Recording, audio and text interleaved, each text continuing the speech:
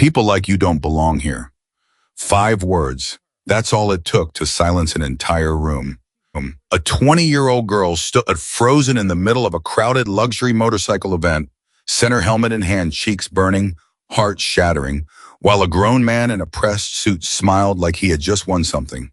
He had no idea what he had just started. He had no idea whose daughter he had just humiliated. And he had absolutely no idea that by the end of that afternoon, his entire career would be over. If this story moves you, subscribe to this channel right now and follow every single part until the end.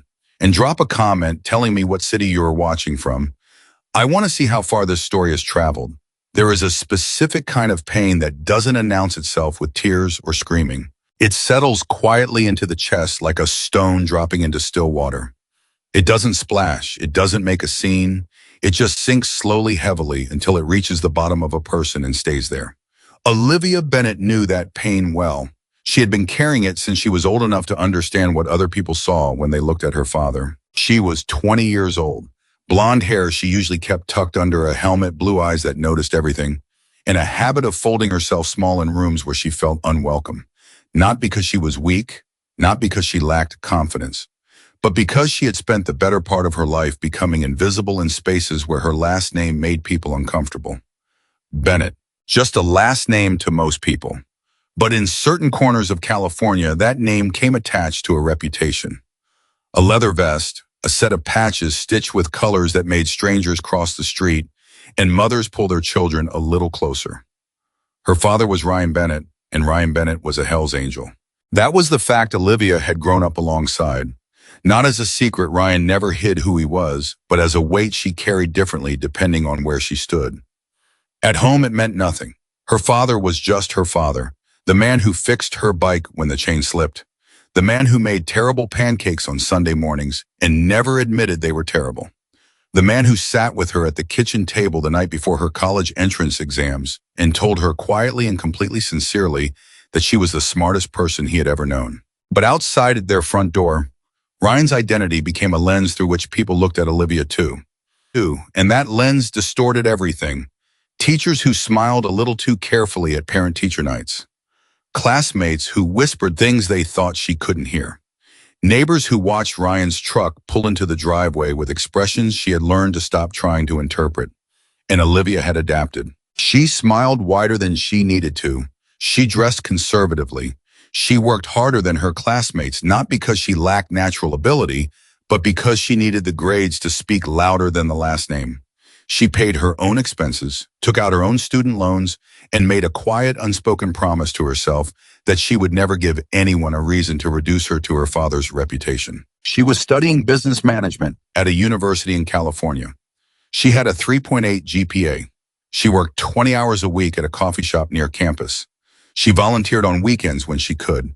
And this particular Saturday, she had been genuinely officially invited to participate in the organizational committee of a charity event hosted at a well-known exclusive motorcycle venue called the Iron Crown. The invitation had come through her university's community outreach coordinator. The event was a fundraiser that mixed the local riding community with corporate sponsors, and they needed young volunteers who understood logistics and could help coordinate the silent auction tables. Olivia had spent 2 weeks preparing. She had a folder with her invitation letter, her volunteer credentials, and her project notes tucked carefully into her old backpack. She had even ironed her clothes that morning. She remembered that detail later when she was replaying the day in her mind. The fact that she had stood in front of her small bathroom mirror trying to make herself look appropriate enough, respectable enough. The Iron Crown was not the kind of place Olivia usually found herself.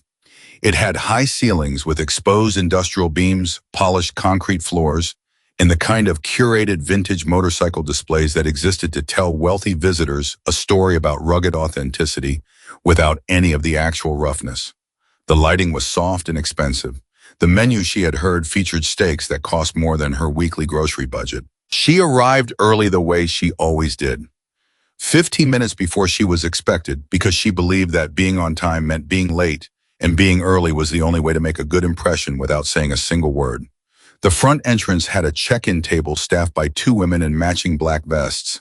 Olivia approached them, introduced herself, explained that she was a volunteer for the charity coordination team, and handed over her invitation letter. One of the women smiled at her, a genuine smile, a little tired, the smile of someone 3 hours into a long shift, and checked her name against the list. Olivia Bennett, yes, you're right here, welcome.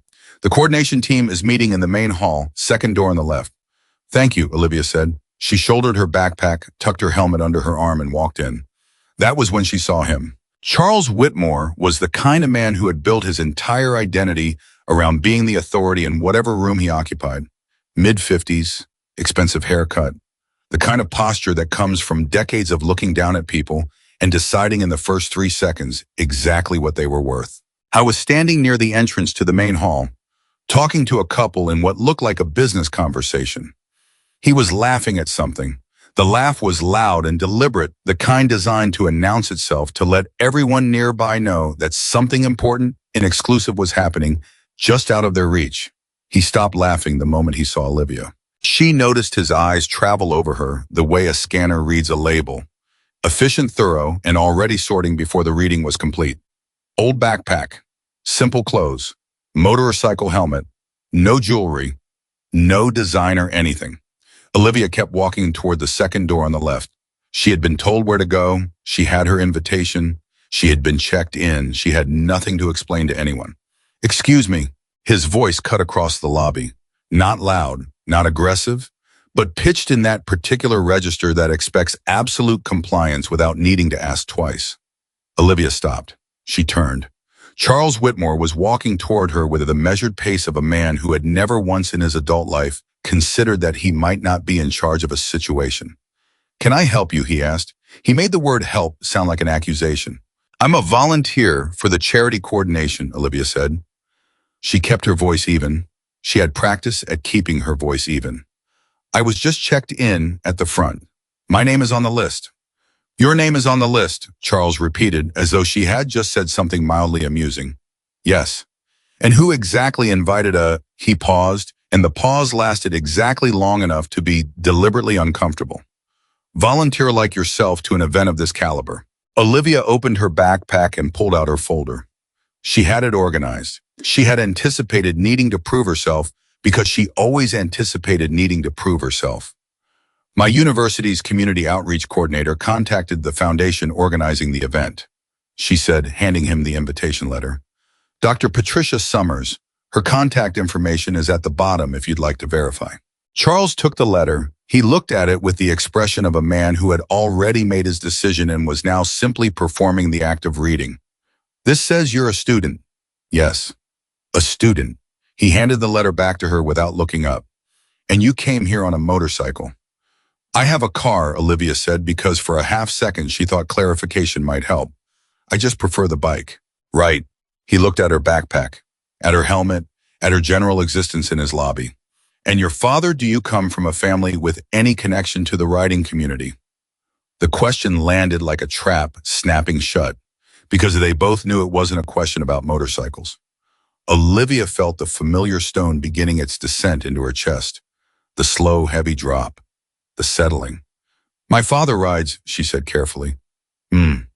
Charles tilted his head. What club? The lobby had gone partially quiet around them, not because anyone was overtly paying attention, but the way sound dims when something uncomfortable is happening. In a public space, people's voices drop their movements, slow, their ears tilt toward the source of tension without their faces acknowledging it. Olivia held his gaze.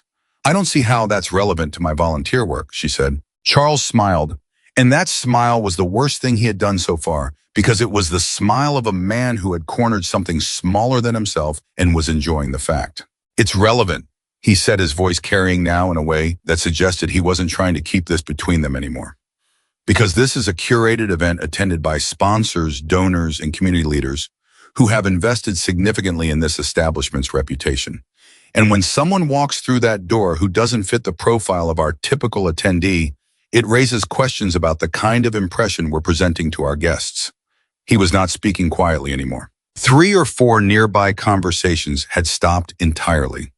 Someone who doesn't fit the profile, Olivia repeated slowly. I don't mean any offense, he said in the tone of a man who meant every possible ounce of it.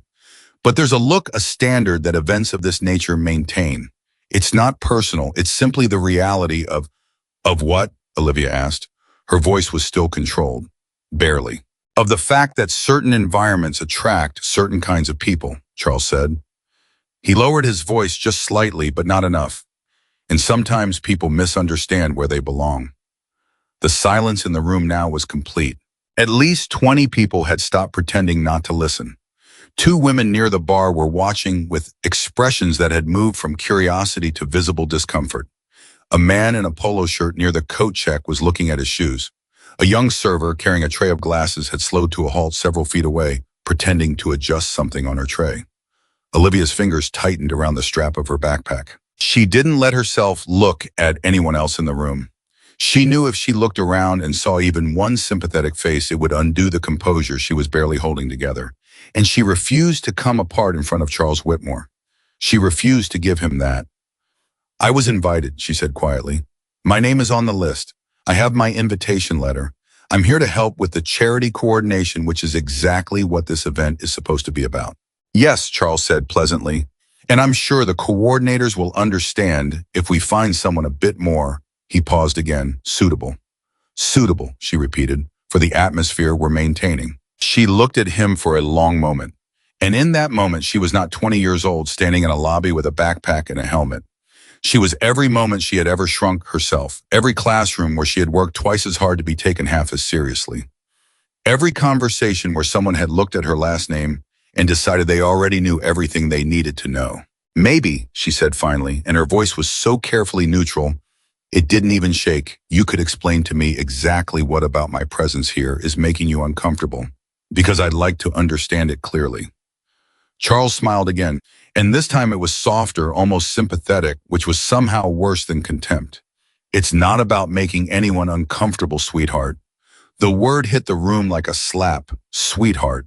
Not cruel in the way slurs are cruel, but dismissive in that particular way that strips a person of their age and their seriousness and their right to be taken as an equal in a single syllable. I think, Charles continued, straightening his jacket lapel, that perhaps you misunderstood the nature of the invitation. Or perhaps someone didn't fully explain what this event entails. People like yourself, and I say this with complete respect, sometimes find these kinds of environments a little overwhelming, a little outside of what they're used to. People like myself, she said, people from certain backgrounds. He clarified as if that were better. Olivia became very still. Not the stillness of surrender. The stillness of someone who has just stepped to the edge of something and is deciding with absolute clarity what to do next. She took a slow breath. She picked up her folder and placed it neatly back in her backpack. She straightened the strap across her shoulder. She looked at Charles Whitmore one last time directly and without blinking, and she said calmly, quietly, with more dignity than he had shown in the entire duration of the conversation, I hope you're proud of yourself. And then she turned and walked toward the exit. The room was utterly silent. She made it 6 steps before the emotion hit the back of her throat like a fist. She swallowed it. She kept walking. 4 more steps. 6. 8.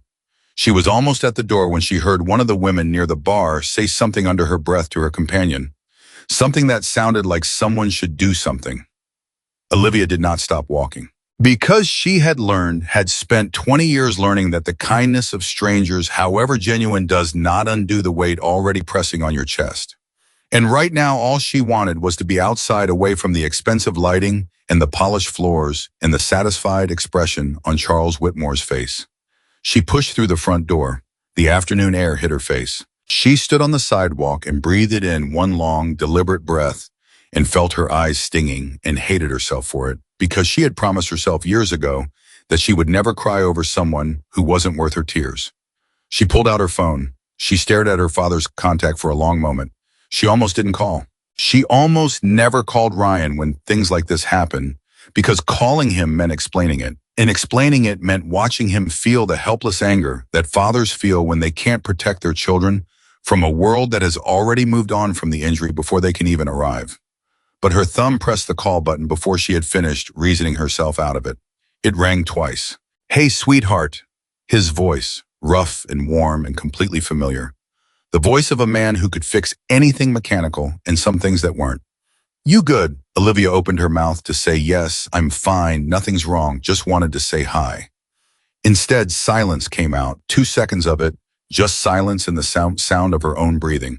And Ryan Bennett, who had raised this girl alone since she was 8 years old, heard every single word in that silence. "Where are you?" he said. His voice had not changed in volume or tone, but something beneath it had shifted. Something that had been resting had quietly stood up. "I'm outside the Iron Crown," she said finally. It doesn't matter. It was nothing. I'm fine." "Olivia, Dad, what happened?" It wasn't a question. He wasn't asking whether something had happened. He was asking her to tell him what it was. She closed her eyes. "A manager," she said slowly. "He made it pretty clear that I didn't look like the kind of person who should be there." Quiet. He said that, not in those exact words, but yes, more quiet, the kind of quiet she recognized, the kind her father got when he was weighing something very carefully before deciding how to respond. "Stay there," Ryan said. "Dad, you don't have to." "I know I don't have to. Stay there." The call ended. Olivia stared at her phone. She thought about calling back and telling him not to come. She thought about walking to her motorcycle and riding home and acting like this afternoon had never happened the way she usually did. She thought about all of it. She did none of it. She sat down on a bench outside the venue, put her helmet in her lap, and waited. Inside the Iron Crown, Charles Whitmore was already moving on. He had returned to his conversation with the couple near the main hall. He was smiling again. He had almost entirely forgotten about the girl with the backpack. Almost. The young server with the tray of glasses had set her tray down and was standing near a colleague in the back corridor. Her name was Megan. She had worked at the Iron Crown for 14 months. "Did you hear what he just did?" Megan said quietly to her coworker. "I heard," the coworker said. He was young, maybe 23, and looked tired in a way that suggested this was not the first incident of its kind he had witnessed in this building. "That girl had her invitation letter. She was checked in." "I know. Megan stopped. "He just decided she didn't look right." "Yeah. Are we going to do anything?" The coworker was quiet for a moment, and then he said the thing that Megan had been afraid he would say.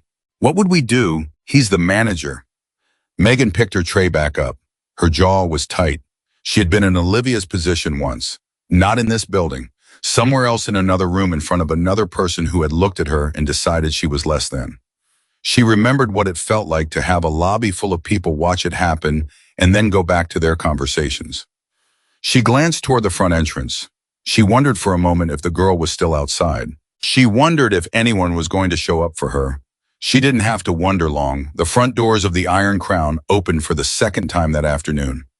And this time the person who walked through them made several conversations stop mid-sentence, not because of anything he said, not because of anything he threatened, simply because of the way he moved with the slow, certain weight of a man who has been in difficult rooms before and was never the one who had to leave them. Ryan Bennett walked into the Iron Crown.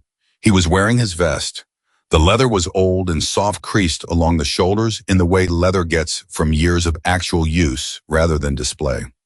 The patches on the back were not decorations. They were identifications. To anyone who knew what they meant, they told a clear and specific story about who this man was and where he came from and what community he belonged to. His boots were heavy on the polished concrete floor. Not deliberately, just genuinely heavy. He was a tall man, not dramatically tall, but tall in a way that you noticed because of how he held himself. Years of physicality, years of a life that demanded presence rather than posture. His face was not angry. That was the thing that struck Megan watching from the corridor. She had expected anger. She had expected the version of this man that Charles Whitmore was going to expect: loud, aggressive, threatening. But Ryan Bennett's face was not angry. It was focused, controlled. The face of someone who has received information and arrived with a specific purpose and is not interested in anything other than that purpose. He saw Olivia before she saw him. She was still outside on the bench. He could see her through the glass panels beside the entrance, and he had walked in first, scanning the room, taking in the space and the people and the general layout, the way people do when they arrive somewhere new and need to orient quickly. His eyes found Charles Whitmore immediately. I had a talent for that, for finding the person in a room who was most likely to be the source of whatever situation he'd been called into. It was not an aggressive instinct. It was a protective one. honed over years of needing to assess situations quickly and accurately. Charles Whitmore was standing near the entrance to the main hall, back partially turned, still in his conversation. Ryan did not approach him, not yet. He went to the door first and pushed it back open. Olivia. She looked up from the bench. When she saw him, her face did something complicated. Relief and guilt and residual emotion, all trying to express themselves at the same time without clearly winning. She stood up. Dad, you really didn't have to come. I was going to just come inside, he said, not a command, an offer.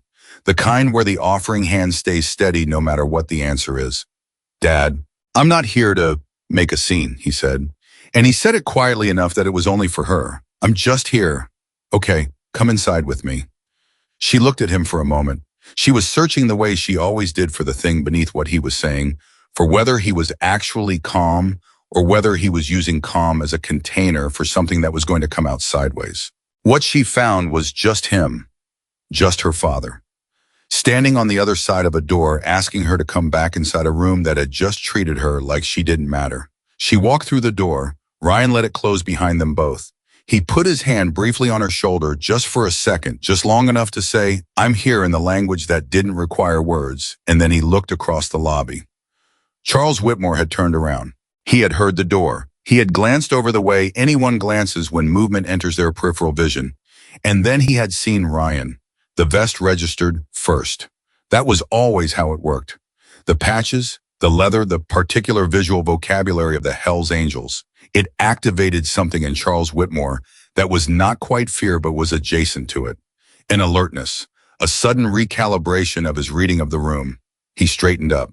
He said something brief to the couple he was speaking with, an excusal probably, and began moving toward the entrance with the expression of a man who has decided that he is going to handle this situation before it becomes a situation. Ryan watched him come. He did not move toward him. He waited. He let Charles cross the lobby at Charles's own pace, and he stood exactly where he was and watched him come, and his face remained exactly what it had been when he walked through the door, focused, controlled, and entirely unimpressed. Sir. Charles stopped at a professional distance, close enough for a controlled conversation, far enough to maintain authority. Is there something I can help you with? Yes, Ryan said. His voice was even, almost quiet. My daughter was here a few minutes ago. You asked her to leave. Charles's expression shifted almost imperceptibly, the briefest narrowing of the eyes, a micro-adjustment. I had a conversation with a young woman who had been invited, Ryan said, who had her invitation letter, who had already been checked in at the front door. The event has certain... You told her, Ryan said, and his voice stayed even, but something in the cadence of it had changed, had slowed and waited in a way that made Charles stop talking. That she didn't belong here. Charles opened his mouth. Don't, Ryan said, very quietly. Don't tell me you didn't say it. I'm going to ask you one time to tell me exactly why you decided to humiliate my daughter in front of a lobby full of people. The room had gone quiet again. Megan, still in the corridor, had moved slightly closer. She could see the whole thing clearly now. Charles Whitmore pulled himself up to his full height. He looked at the vest again, looked at the patches, looked at the tattoos on Ryan's forearms, and he made the choice. The choice that in the days and weeks and months to come, he would wish with everything he had, he could go back and unmake. Sir, he said, with a calm that was constructed entirely of condescension, this is a private establishment. We maintain a specific atmosphere here for our donors and sponsors. And while I'm sure your concerns are understandable, the fact remains that certain individuals create an impression that isn't consistent with what this venue represents. He paused. He let his eyes drift deliberately and pointedly to the patches on Ryan's vest.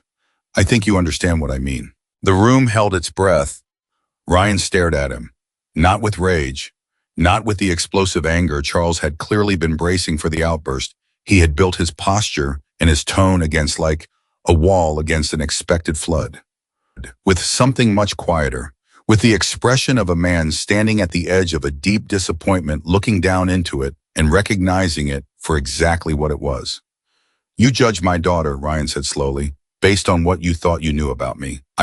She came here with an invitation. She had her paperwork. She was checked in, and you decided before you knew a single thing about her that she didn't look right. He paused. What does looking right mean to you exactly? What does a person have to look like before you decide they're worth treating with basic respect? Charles said nothing. Because I genuinely like to know, Ryan said.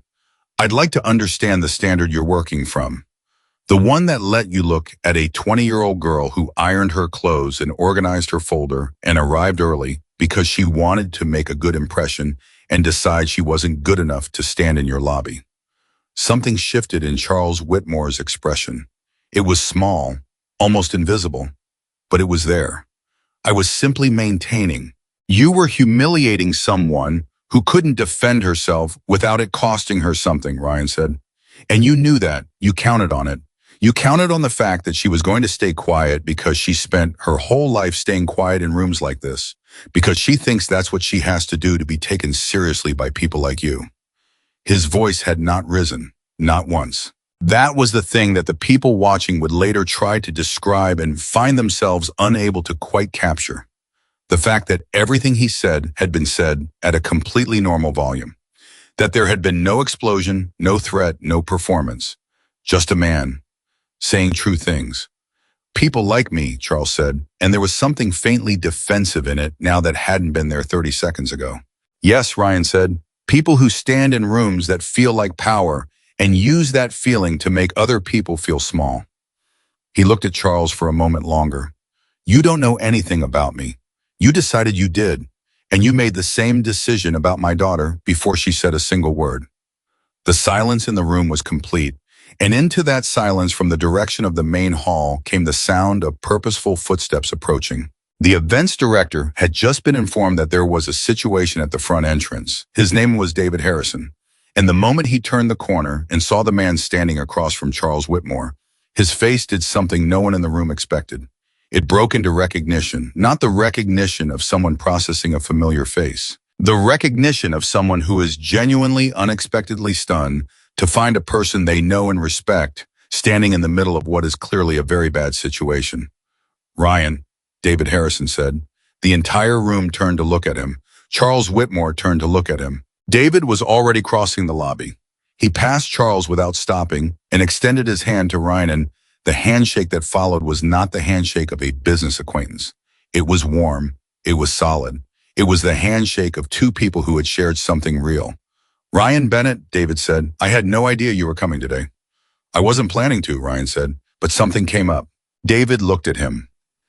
He looked at the lobby around them, the unusual quiet, the watching faces, the particular atmospheric pressure of a room in which something has just gone wrong. He looked at Charles Whitmore, and the expression that moved across David Harrison's face in that moment, steady assessing building towards something serious, was the first indication for everyone watching that what had just happened in this lobby was not in fact over. Not by a significant distance. What no one in that room yet knew not, Charles Whitmore, not the couple he had been speaking with, not the guests who had watched Olivia walk out and said nothing, and now stood with the mild unease of witnesses who hadn't intervened, was exactly who Ryan Bennett was. Not to the Hells Angels, not to the road, to the charity that was paying for every flower arrangement, every catering invoice, every staff member standing in this building today. But that truth was about 30 seconds away from the surface, and when it broke through, the room was going to change entirely. Olivia, standing slightly behind her father, quietly watched David Harrison's face. She did not yet understand what she was seeing. She had never heard her father mention David Harrison. She had never been told about whatever history existed between these two men, whatever work had brought them into each other's orbit. She had spent 20 years watching her father be misjudged. She had not yet seen him be recognized, not like this, not in a room like this, not in front of people like these. She watched David look at Ryan with the kind of expression that contains its own vocabulary. Respect. Concern, the particular set of a jaw that means I am about to find out what happened here and deal with it. And for the first time since she had pushed through the front doors of the Iron Crown with her ironed clothes and her organized folder and her carefully maintained composure, Olivia Bennett felt something she had not expected to feel in this building today. Something she had almost talked herself out of even hoping for. The fragile, necessary, terrifying sensation of knowing that someone with authority was about to take her side. She didn't know yet how far it would go. She didn't know yet what was about to be revealed or what would follow from it. She only knew that her father was standing 3 feet in front of her, and David Harrison was asking him in a quiet voice what had happened, and Charles Whitmore's certainty, that absolute, comfortable, impenetrable certainty, had developed a visible crack. She gripped the strap of her backpack. She breathed. She waited. And outside, unnoticed at first, a woman near the far wall had her phone held up at hip level, recording. She had started recording 4 minutes ago during Charles's conversation with Olivia, and she had not stopped. She was shaking slightly, not with fear, but with the adrenaline of someone who has watched something deeply wrong happen in front of them and decided that this particular time, it was not going to simply dissolve into the atmosphere and be forgotten. Her name didn't matter yet, but in 72 hours her footage would, because the truth about Ryan Bennett, the truth that Charles Whitmore had refused to consider, had actively avoided by deciding he already knew everything he needed to know, was not a small truth. It was not a quiet truth. It was the kind of truth that once it reached the surface of a room, changes the weight distribution of everything standing in it, and it was rising. David Harrison's voice was low controlled, but there was an edge underneath it that anyone paying close attention could hear, the edge of a man who had just walked into a situation he did not yet fully understand, but already suspected was bad. Ryan, talk to me. What happened here? Ryan didn't rush it. He had never been a man who rushed important things. He turned slightly so that Olivia was within his line of sight, a habit automatic, the way parents of grown children still physically position themselves between their kid and the source of stress, even when the kid is 20 years old and technically capable of handling it themselves. My daughter came here today as a volunteer, Ryan said. She had her invitation. She checked in at the front, and your manager decided she didn't look like the right kind of person to be standing in this room. David Harrison turned his head toward Charles Whitmore with the slow deliberateness of someone who is choosing their movements carefully because they are angry and do not want to be visibly angry yet. Charles had not moved. He was still standing in the same spot, but something in his posture had shifted in the 2 minutes since David had entered the lobby. The certainty was still there, the structural certainty of a man who had spent years being the final word on things, but it had developed a hairline fracture, just visible enough that Olivia, watching from behind her father, could see it. Charles, David said, one word, flat. David, I was simply enforcing the venue's standard of, did she have an invitation? A pause, brief but present. She had a letter that, did her name appear on the volunteer list? Another pause, slightly longer. There was some question about the nature of the invitation. Charles, David's voice did not rise. It went the other direction, quieter, more deliberate, the kind of quiet that is not calm but is discipline. Yes or no? Was her name on the list? Charles Whitmore's jaw moved slightly. The motion of a man who is searching for a sentence that will make the answer to a yes or no question sound more complicated than it is. It appeared to be, he said finally. It appeared to be, David repeated. He looked at Charles for 3 full seconds without speaking. 3 seconds is a long time in a quiet room with 20 people watching. Megan, still positioned in the corridor, was no longer pretending to be there for any other reason. She had stopped moving entirely. Then David turned back to Ryan. I owe you and your daughter an apology on behalf of this organization, he said. He said it clearly at a volume that carried, not performing it, saying it because he meant it and because he understood the importance of saying it where everyone could hear. What happened today should not have happened. Olivia blinked. It was a small thing, a physiological response to something unexpected. But Ryan saw it. He was watching her, and he saw the moment those words landed on her. Not the dramatic version of landing, not tears or visible relief, but the small collapse of something that had been holding itself rigid for the last 40 minutes. Her shoulders dropped approximately half an inch. That was how he knew how much it cost her, because she had been bracing that hard that long, and she hadn't even realized it. Thank you, Ryan said to David. And then to Olivia, you want to come in? You were here to work. Olivia looked at him, then at David Harrison, then at the room around her, the people who had returned to their own conversations, but were still watching from the periphery of their eyes. She thought about saying no, about saying she'd rather just go home and decompress and let the whole afternoon fold into itself and become one of those days. She filed under, that happened, it's over. Move on. She was extremely good at filing things that way. But her father was looking at her with an expression that said, without any words at all, "You belong here just as much as anyone in this building. You walked in with an invitation. You are not the one who should be leaving." "Yeah," she said, "I'll stay." Charles Whitmore watched this happen. He watched David Harrison apologize. He watched the girl decide to stay. And he stood in the middle of his lobby, feeling the first genuine tremor of uncertainty, not about what he had done, not yet, because that kind of reckoning requires a level of self-examination he hadn't arrived at, but about what this particular situation was going to mean for him. Professionally, practically. I was still telling himself it wasn't that serious when David touched his arm. "My office," David said quietly. "Now." Charles looked at him. "We need to have a conversation," David said, "right now, before anything else."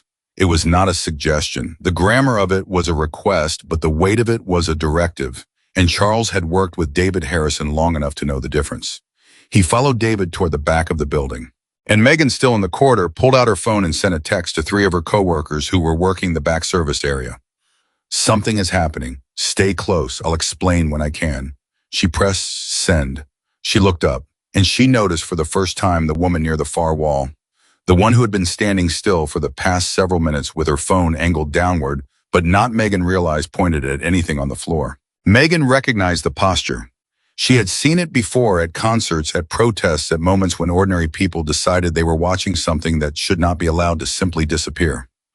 The woman was recording. Megan said nothing. She went back to work. But she felt something unknot very slightly in her chest, in the specific place where she had stored the weight of 14 months of watching things happen in this building that she didn't know how to address. In David Harrison's office, the conversation was already underway. David had closed the door. He was sitting behind his desk, but he had not leaned back in his chair. He was forward, elbows on the surface, and his expression had lost the controlled professionalism he used in public spaces. This was a private expression, direct and unhappy. Charles sat across from him with the posture of a man who has decided that the best defense is a confident, offensive position. "I need you to understand," Charles began, "that my judgment was based on Ryan Bennett," David said, "has donated over $60,000 to this organization over the past 4 years. The sentence sat in the room. Charles blinked. "The scholarship program that funded 3 students from low-income families last spring," David continued. "His foundation, the food assistance partnership we ran with the community center in February, his network. The building repairs we completed on the East Side facility 6 months ago." He paused. "Ryan coordinated the volunteer crew and contributed the materials costs out of his own pocket." Silence. "I didn't know," Charles started. "No," David said. "You didn't, because you didn't ask. You looked at him and you decided you already knew. And before that, you looked at his daughter, who had a valid invitation, who was on the volunteer list, who arrived prepared and professional and early, and you made the same decision." Charles was quiet. "Do you understand," David said slowly, "that this event today is partially funded by Ryan's foundation, that the donors in that room out there, the sponsors, you're so concerned about presenting the right image to some of them are here, specifically because Ryan's organization reached out to them."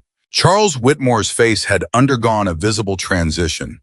The confidence was still present in his jaw, in the set of his shoulders, but it was load-bearing now, in a way it hadn't been before. It was holding something up rather than expressing something real. "David, I understand that in retrospect, this isn't about retrospect." David stood up. He wasn't a physically imposing man, but he had the kind of stillness that made rooms feel smaller. "This is about a pattern. I have had 3 conversations with you in the past 8 months about the way you treat people at this entrance. People who don't arrive in the right kind of car. People who don't dress to a standard you've invented. Last September, you remember what happened last September, Charles?" A muscle moved in Charles's cheek. "The retired school teacher," David said, "who had been a founding donor of this organization for 11 years, who came to our anniversary event in her everyday clothes because she had come directly from her granddaughter's soccer game, and you questioned whether she was in the right place. That was a different November," David continued, as if Charles hadn't spoken. "The young man from the East Side Community Program, one of our youth mentorship recipients, here for a recognition ceremony. You asked him twice for identification." Charles said nothing. "And today," David said, Today you humiliated the daughter of a man who has quietly done more for this organization than most of our corporate sponsors combined. In front of a lobby full of people, he picked up his desk phone. I'm going to need you to go home, Charles. I'm calling HR. We're going to have a formal conversation about your future here, and I need that conversation to happen through the proper channels. Charles stood up from his chair slowly. Something in his face had changed in a way that was difficult to name precisely. It wasn't remorse, or it wasn't quite anger. It was something closer to the expression of a man who has been standing on what he believed was solid ground and has just felt it move beneath him and is now recalculating desperately in real time what he is standing on instead. I've been running events at this venue for 6 years, he said. His voice was still measured, but it had lost the easy authority of 40 minutes ago.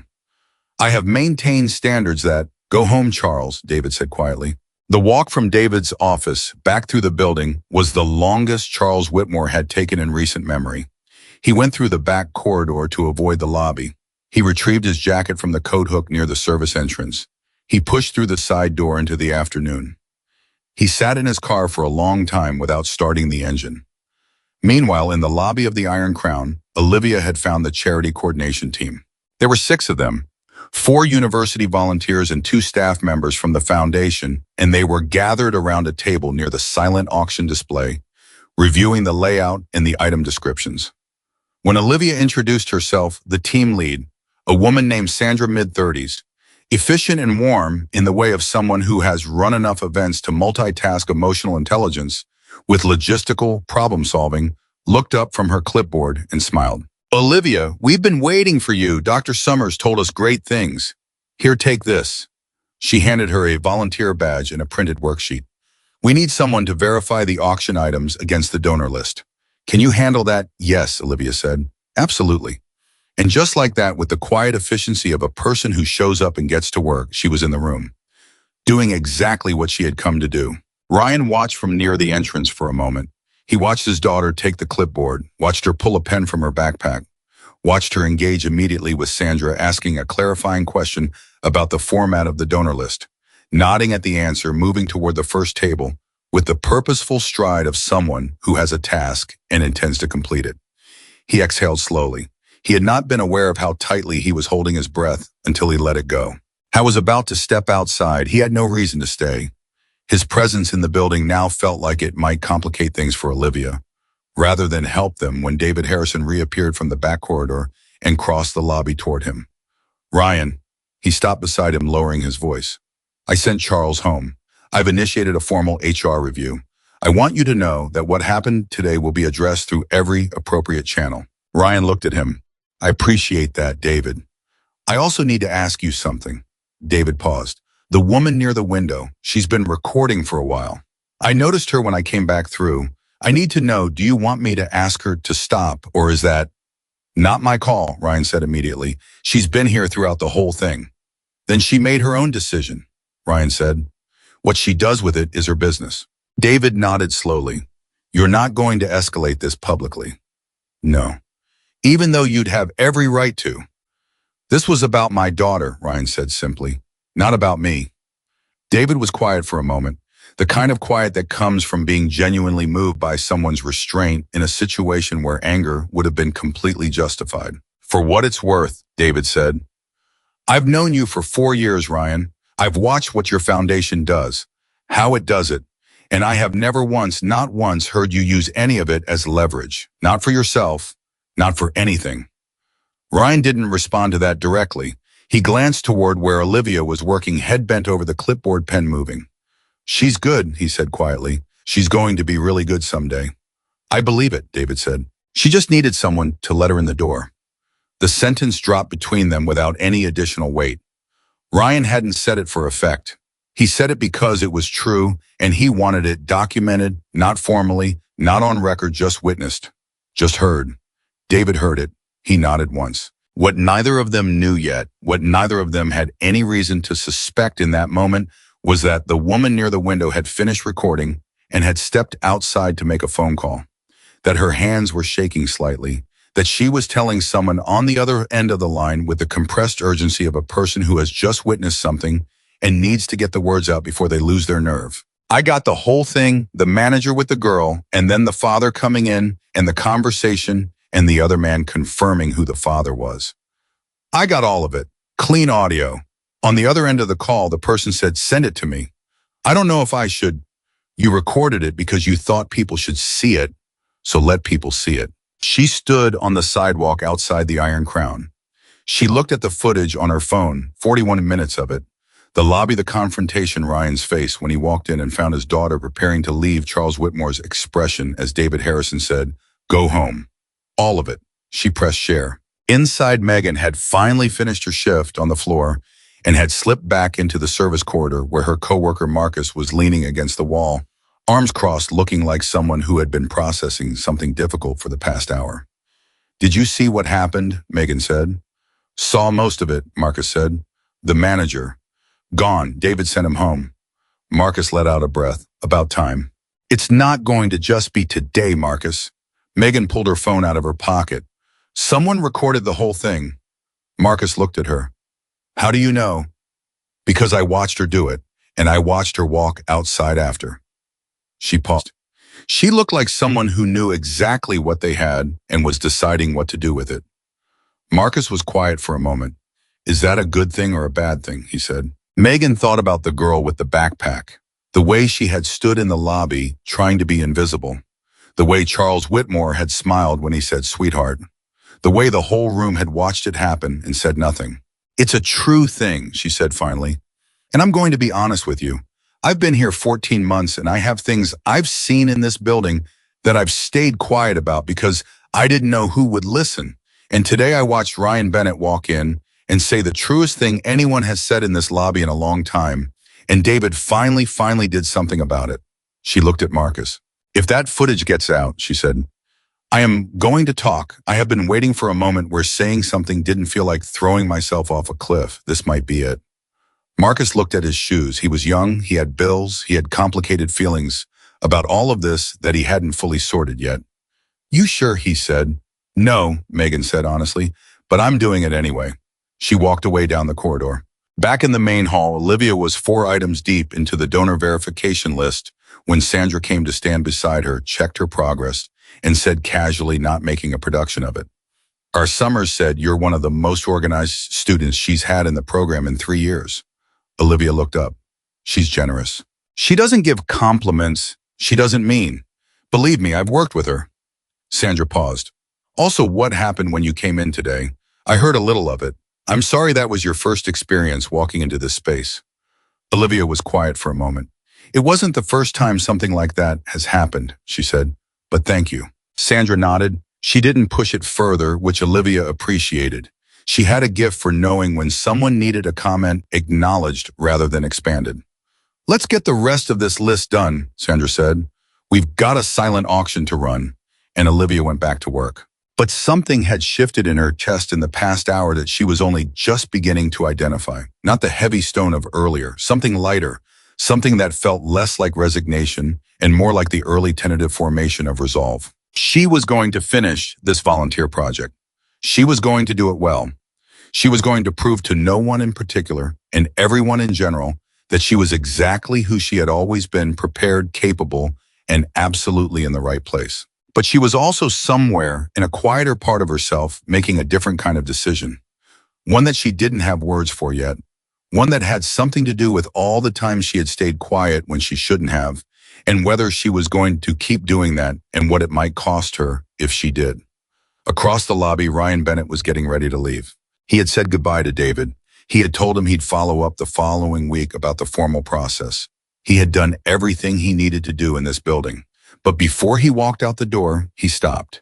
He turned and looked at the main hall at Olivia, bent over the clipboard at the auction table pen, moving efficiently down a list of names and numbers, her old backpack hanging off the back of her chair. He looked at her for a long moment. There were things he wanted to say to her, things a father accumulates over 20 years that he doesn't know how to deliver at the right moment in the right way. Things about how the world works and how it fails, and how you have to decide at some point whether you are going to let it shape you or whether you are going to insist on shaping yourself.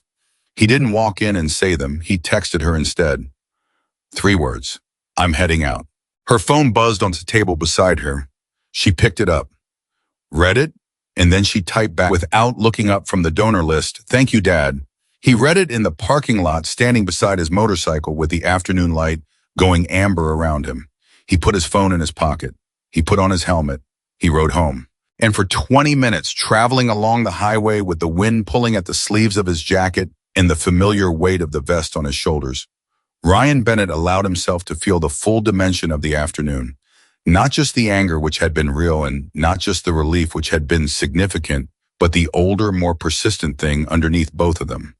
The thing he had been carrying since Olivia was old enough to understand who he was and what that meant for her. The weight of knowing that she had grown up in the shadow of a reputation that wasn't hers, that she had spent years absorbing the judgment people cast at him and directing it inward, turning it into a kind of chronic apology for her own existence in certain spaces. He had never wanted that for her. He thought he had tried to tell her that the opinions of people who judge before they understand are not valid currency, that they don't buy anything real, that a person's worth is not calculated by the comfort level of whoever happens to be standing in front of them at any given moment. He thought he had told her that enough times. And then he had heard those 2 seconds of silence on the phone, those 2 specific seconds when she had called and he had said, "You good?" and she had said nothing, just breathed, just existed in the silence of someone who is more hurt than they're planning to admit. 2 seconds. That was all it took for him to understand that he hadn't told her enough, or that telling wasn't sufficient, that some things a parent needs to show rather than say needs to demonstrate in real time, in real spaces where the lesson lands differently than it does at a kitchen table. He wasn't sure if today had been that demonstration. I wasn't sure if watching your father walk into a lobby and ask uncomfortable questions in an even voice constituted the lesson he had been trying to convey for 2 decades. But he hoped that some part of what had happened in that room today had reached her. Not the part about Charles Whitmore, not the part about the manager getting sent home or David Harrison recognizing his name. The smaller part, the part that happened in the 6 feet between where Ryan had stopped walking and where Olivia had been standing. You never have to apologize for being treated unfairly. He had said it quietly enough that only she had heard. He hoped she had heard it. He thought she had. The video went online at 11:47 that evening. The woman who had recorded it posted it to her social media account with a caption that was 3 sentences long and contained no inflammatory language and no editorial commentary. She simply described what she had witnessed: a young woman with a valid invitation being told she didn't belong, a father arriving and responding with dignity, a venue director arriving to discover that the man his manager had dismissed was someone the organization had significant reason to respect, and let the footage speak for what it was. By midnight, the clip had 4,000 views. By 2 in the morning, it had 40,000. By the time Olivia woke up the next morning and reached for her phone in the way that has become reflexive for everyone under 30, it had crossed 500,000. She sat up in bed. She stared at the screen. She watched 37 seconds of her own face, the face she had been wearing in the lobby when Charles Whitmore said "people like yourself," and felt something strange and nauseating and oddly clarifying happen in her chest. Because the face on the screen was not crying, was not shouting, was not crumpling. It was controlled and composed and dignified and entirely quietly devastated. And she had not known in the moment that she looked that way. She had been so occupied with managing the internal landscape of the experience that she had not understood what the external version of it looked like, what it communicated, what it said to strangers watching through a screen at midnight with their own histories of being told they didn't belong somewhere. She called Ryan at 7 in the morning. He answered on the second ring, which meant he had already been awake. "Did you see it?" she said. "Yeah," he said. "How long have you been awake?" "A while." She pulled her knees to her chest on the bed. "Dad, 500,000 people have watched me get humiliated in a lobby. 500,000 people watched you hold your head up when someone tried to take it from you," he said. "That's different." She was quiet. "People are calling for the manager to be fired," she said. "There are people in the comments who some of them are saying things about people who look like you, Dad, about the Hells Angels. Saying, there are always going to be people saying things," he said. "That's not what matters this morning. What matters this morning," a pause. "How are you?" he said. Simple, direct, the question he always led with, when everything else was noise. Olivia thought about it honestly the way he had always asked her to think about things honestly rather than reflexively. I don't know yet, she said. I think I'm still deciding. That's fair, he said. Take your time. She looked at the number on her phone screen. The view count climbing in real time every refresh, adding another few thousand people to the total. This is going to get bigger, isn't it? She said. Probably, he said, and Charles Whitmore. The foundation is handling it officially, Ryan said. David called me this morning. HR is already involved. There's going to be a formal process. A formal process, she repeated. Yes. She was quiet for a moment.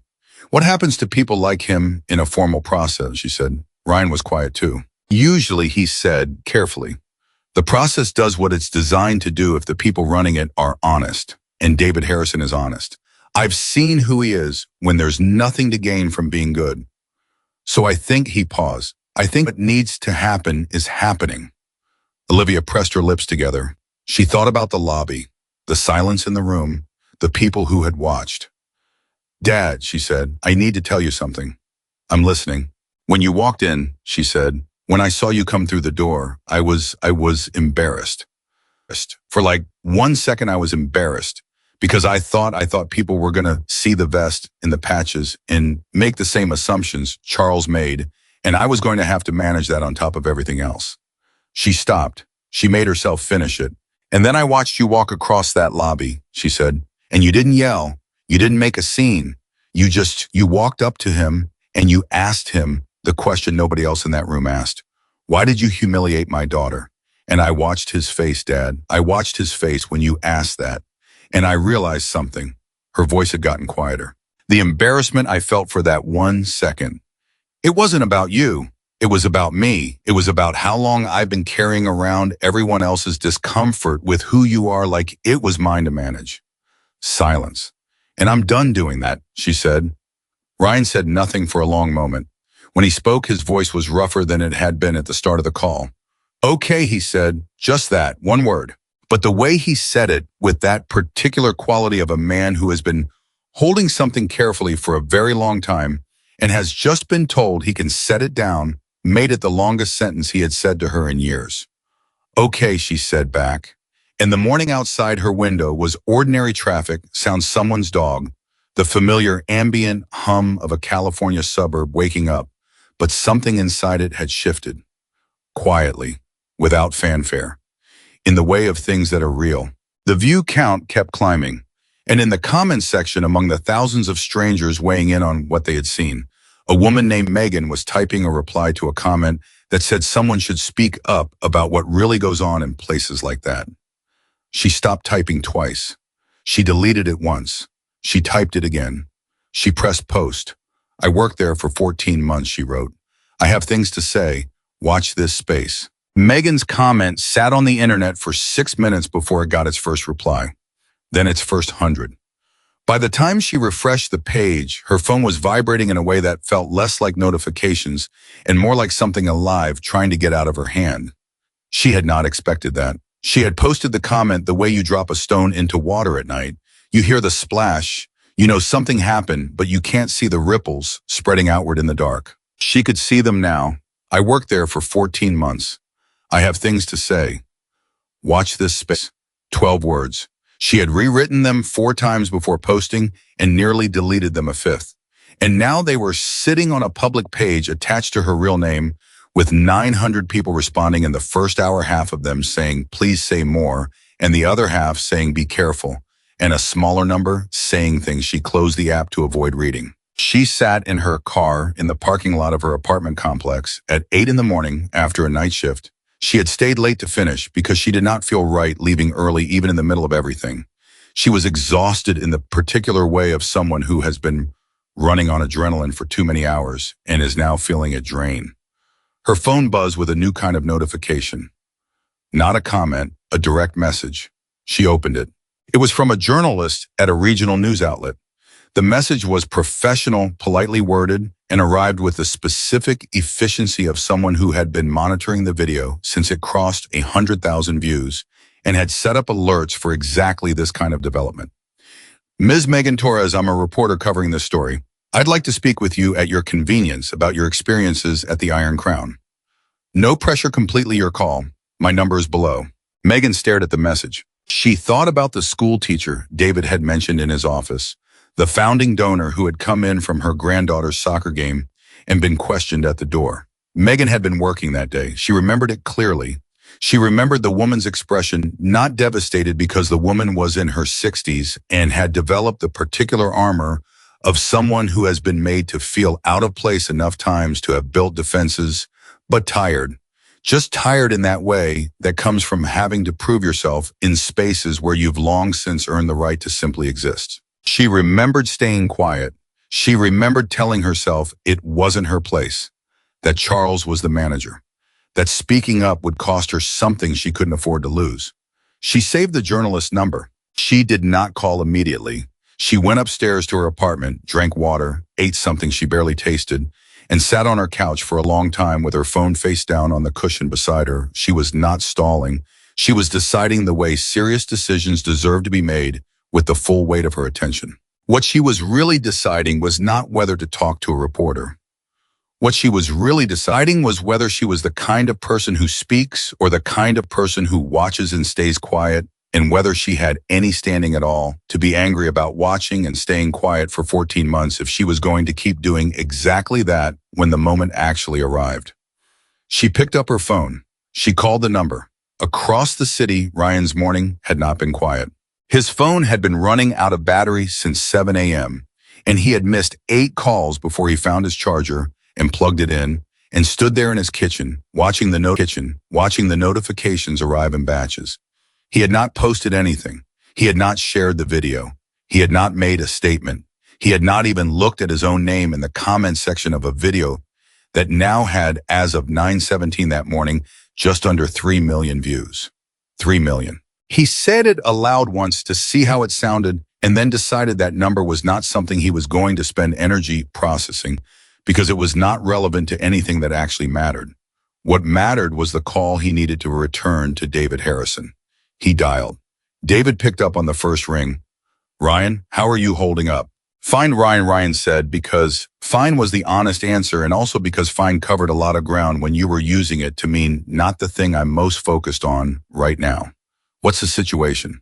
HR met this morning. Early they called an emergency session when they saw the video this morning. David's voice was measured, the voice of a man who had spent the night managing fallout and was now trying to present the situation in a way that was accurate without being chaotic. "The formal review process has been accelerated.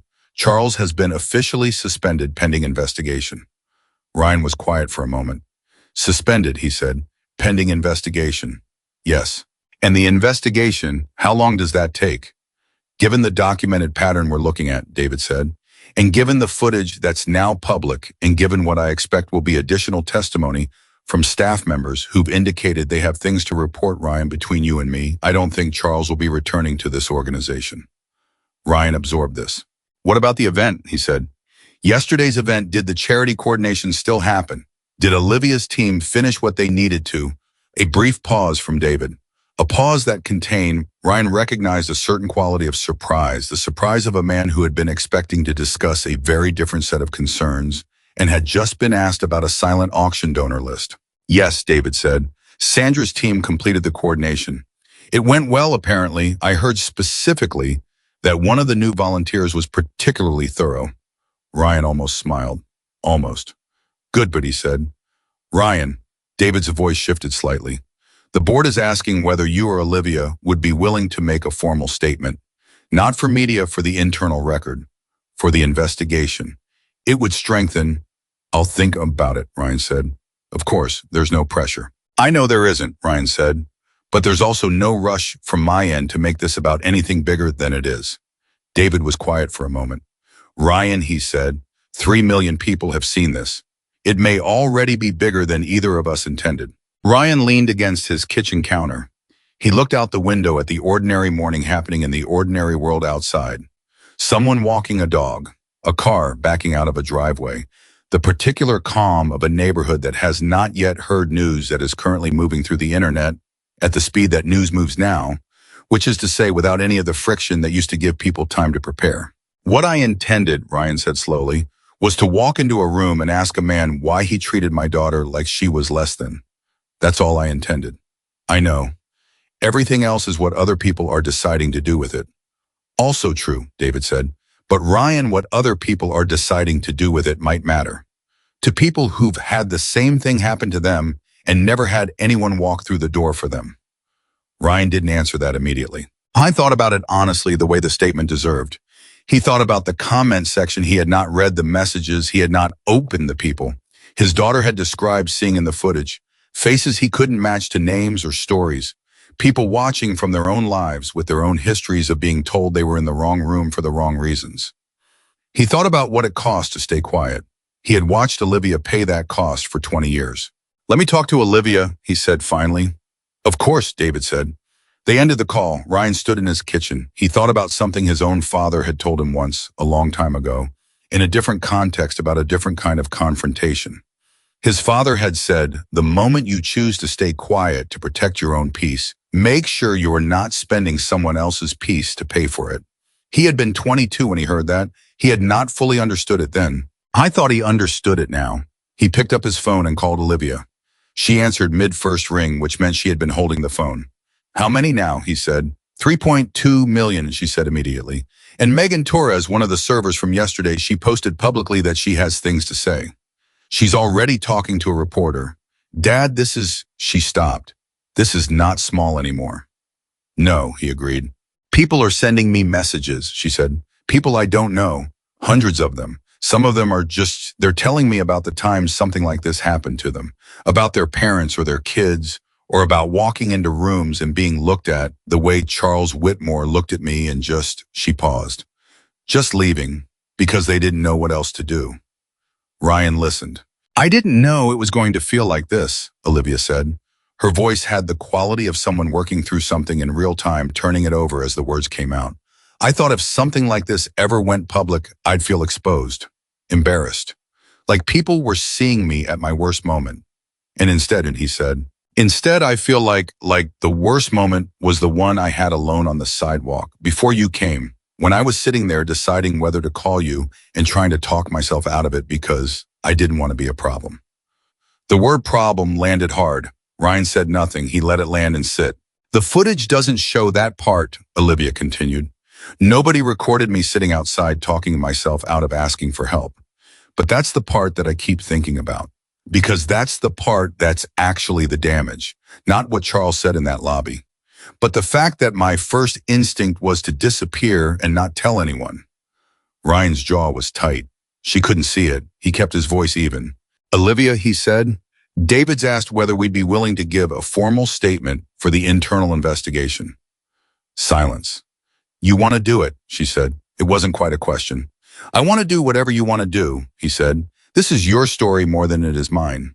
It's both of ours, she said. Then tell me what you want. She was quiet for a long moment. He could hear her breathing measured the way she breathed when she was thinking seriously rather than emotionally. I want to give the statement, she said. Not for the media, not for the view count, but because David said there's a pattern, that Charles has done this to other people. And if a formal record helps those people, the ones who didn't have a father who showed up, the ones who just left and went home and never said anything, then I want to be part of that record. Ryan closed his eyes briefly. Okay, he said. Will you come with me? Yes. Okay. She took a breath. Dad. Yeah. Thank you for coming yesterday. I know I said thank you in the text, but I need to say it properly. You drove across the city in the middle of a Saturday and you walked into that room and you didn't make a scene and you didn't embarrass me and you didn't turn it into something about you. Her voice went slightly uneven for the first time in the conversation. You asked one question, why did you humiliate my daughter? And you said it like the answer actually mattered. Like I mattered. And I've known my whole life that I matter to you. But there's a difference between knowing something and watching it happen in public in front of people who've spent your whole life making you doubt it. Ryan was very still. When he answered, his voice was quiet and controlled and entirely sincere. You have always been the best thing I've done, he said. Everything else is just details. She laughed, a small wet sound that was somewhere between laughing and the other thing. You're going to make me cry and I'm at a coffee shop, she said. Go back to your coffee, he said. I'll call David and set up the meeting. Okay. Olivia. Yeah. Stop reading the comment section. I'm not reading a pause. Okay, I will stop reading the comment section. He ended the call. In his living room, Ryan's personal phone, separate from the one he used for foundation business, had a voicemail from a number he didn't recognize. He almost didn't play it. But something about the area code made him pause. He played it. A man's voice. Older. Carefully neutral in the way of someone who has practiced delivering information without expressing an opinion about it. Mr. Bennett, my name is Richard Calloway. I'm with the Regional Licensing Board that oversees private event venues in this district. We've been made aware of the situation at the Iron Crown through the public footage and through a preliminary complaint that appears to have been filed this morning. We'd like to speak with you when you have the opportunity. This is not a request for testimony. At this stage, we simply want to understand the full scope of what occurred. Please return my call at your convenience. Ryan played it twice. He set the phone down. A licensing board, that was a different category. That was not internal HR and not a social media story and not the private institutional process that he had told David he was comfortable allowing to run its course. A licensing board was external oversight with its own authority and its own timeline. He had not anticipated that. He should have. In retrospect, the video had moved far enough and fast enough that it was always going to reach people with official standing. But he had been thinking locally about David, about the formal investigation, about Olivia's statement. He had not been thinking about licensing boards. He picked up his phone and called the one person he trusted to tell him what this meant. Sandra Reyes was not a lawyer. She was a community advocate he had worked with for 3 years through the foundation, a woman who understood institutional processes, the way mechanics understand engines, not from studying the manual, but from working on them when they broke. She answered immediately. I've been waiting for you to call, she said. You saw it, he said. Ryan, everyone saw it. Talk to me. He told her about the voicemail. She listened without interrupting, which was how she always listened when she was actually processing, rather than preparing her response. Okay, she said when he finished. Here's what you need to understand. The licensing board getting involved, that's not bad for you. That's actually the scenario where accountability doesn't depend on whether one organization chooses to take it seriously. It becomes external, independent. I wasn't looking for accountability, he said. I know you weren't, Sandra said, but accountability is looking for you now. And the question is whether you engage with it in a way that serves the people who needed this to happen before you did. He thought about Megan Torres, her 12 words on a public post. I have things to say, watch this space. He thought about the retired schools teacher, the youth mentorship recipient questioned for ID at his own recognition ceremony. I thought about all the people who had watched what happened to Olivia and gone home and said nothing. Not because they were bad people, because they were people who had learned through practice that saying something costs something, and they were the ones who could least afford to pay. What do I tell the board, he said. The truth, Sandra said. Same thing you told David. Same thing you told Charles in that lobby. You walked in, you asked a question, and you told him exactly what he had done. She paused. Ryan, the truth you told in that room yesterday, it's already out there doing its own work. You just have to decide how much of yourself you are willing to put behind it. He was quiet. Call the board back, Sandra said. I'll come with you. You don't have to. I've been waiting for this organization to get externally reviewed for 2 years, she said flatly. I have my own reasons for sitting in that room. Call them back. Ryan called the board. Meanwhile, in a coffee shop 12 miles away, Olivia had done the thing she told her father she would stop doing. She was reading the comments section. She told herself she was looking for something specific. She wasn't. She was doing what humans do when they need to understand whether the thing that happened to them is real. She was looking for the people who already knew, the ones who had been in similar rooms and already understood from the inside what it felt like. She found them quickly. The comments were not all the same. Some of them were angry in ways she found uncomfortable. Some of them turned her father's vest into the hero of the story in ways that felt reductive and made her uneasy. Some of them missed the point, entirely focusing on Charles Whitmore's job status as though that were the primary question. But underneath all of those consistent and persistent, like a current moving below surface chop, were the other ones. The ones from people who wrote things like, I was this girl once, I was 26, And I walked into a job interview and the receptionist asked me if I was in the right building. I didn't say anything. I just left. I think about it still. And my father is a veteran. He came to my college graduation in his old fatigues because they were the nicest thing he owned. A faculty member asked him if he was the maintenance staff. He smiled and said no. He never told me until years later. He didn't want to ruin the day. And I've worked in hospitality for 12 years. What happened in that video is not unique. It happens in venues like that constantly. Managers like that exist everywhere. I'm glad someone finally caught one on camera. Olivia read them for a long time. She was crying before she realized it. Not dramatically, just the quiet kind that starts behind the eyes and makes its way down before you catch it. She pressed the back of her hand to her face and looked up at the coffee shop ceiling for a moment and breathed. A woman at the next table, mid-60s, silver hair. The kind of composure that comes from a long life of managing difficulty, gracefully looked at her. Not intrusively, just the brief human acknowledgement of someone who has noticed that the person beside them is having a moment. "You okay, honey?" she said, low voice, genuine. Olivia almost said, "Yes, I'm fine." Old habit, automatic. Instead, she said, "I think so. I'm just processing something." The woman nodded. "Take your time," she said. "Processing deserves time." She went back to her own coffee. Olivia looked back at her phone. She thought about all the comments she had read, all the people who had walked out of rooms because they didn't know they were allowed to stay, all the fathers and mothers who had never gotten a phone call, all the lobbies where the silence closed back in after someone left and everyone went back to their conversations, and the incident dissolved into the architecture of a place and was never spoken about again. She opened a new tab on her phone. She looked up the university's Community Advocacy Center.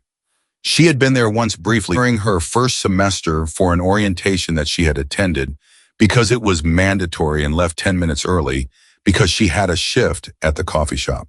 She had not gone back. She looked at their current programs, their current staff contacts. She found the name of the coordinator, a woman named Dr. Alice Morrow, whose bio described her as having spent 15 years working in community response and institutional accountability. Olivia screenshotted the contact information. She closed the app. She finished her coffee. And she sat for another few minutes with her hands wrapped around the empty cup, looking at nothing in particular, feeling the quiet revolution of something that had been one way for a long time, beginning slowly and without any fanfare to become something else. She had not come to this coffee shop this morning with any intention of changing direction. She had come because she needed somewhere to sit that wasn't her apartment and wasn't the Iron Crown, and wasn't any space where yesterday had direct coordinates. But direction had a way of finding you when you stopped moving long enough to let it catch up. Her phone buzzed, a text from a number she didn't have saved, which meant it had gotten through because she hadn't yet set her messages to private. She almost dismissed it, but she read the first line in the preview and then sat very still. "Hi, Olivia. My name is Marcus. I work at the Iron Crown. I think we need to talk. I have something to tell you that I don't think you know yet." She stared at the message. She looked around the coffee shop as though the explanation for it might be somewhere in the physical room. It wasn't. The woman with the silver hair was reading a book. Two college students were arguing quietly about something academic. The barista was steaming milk. She typed back, "How did you get this number?" The response came in under a minute. "Megan gave it to me. She said you'd want to hear this. I know this is strange. I'm sorry for reaching out this way. But I've been holding something since yesterday, and I need to tell someone connected to this story who isn't a reporter." She read it twice, then she typed, "What is it?" a pause, longer than the first. She could see the typing indicator appear and disappear twice. "Then there's a reason Charles Whitmore was especially aggressive yesterday, a specific reason. It wasn't just his general way of being. Something happened the morning of the event that put him in a particular state of mind. Something involving his boss and a decision he had found out about. I was there when he found out. I heard everything." Olivia's fingers had gone very still on the screen. She read the message again. She thought about Charles Whitmore standing in that lobby with his perfect posture and his manager's authority and his completely confident cruelty. She had spent the past day processing him as a fixed thing, as a person with a pattern, a type of way of being that had expressed itself at her expense. The video had captured that version of him and sent it out into the world, and 3 million people had responded to it. But Marcus was describing a different dimension, a context, a reason. Not an excuse. Olivia knew the difference. A reason does not become an excuse simply because it exists. But it was information, and information changes the shape of things. She typed, "Can we meet?" He responded immediately, "Today if possible." She looked at the time on her phone. She looked at the screenshot of Dr. Alice Morrow's contact information. She looked at the door of the coffee shop and then back at her screen. This afternoon, she typed, "Send me the location." What she didn't know yet, couldn't know yet, was that what Marcus had overheard the morning of the event was not simply about Charles Whitmore's personal frustration or professional anxiety. What Marcus had overheard was a conversation that reached above Charles's position in the organization entirely. A conversation that would, once it surfaced, shift the center of gravity of everything that had happened since the video went online. Charles Whitmore was not the only person in that building with something to answer for. He was just the most visible one. And visibility, as Olivia was beginning to understand, was a very specific kind of power. It could illuminate a person. It could also very precisely serve as a light held in the wrong direction, bright enough to show you one thing while leaving everything behind it in the dark.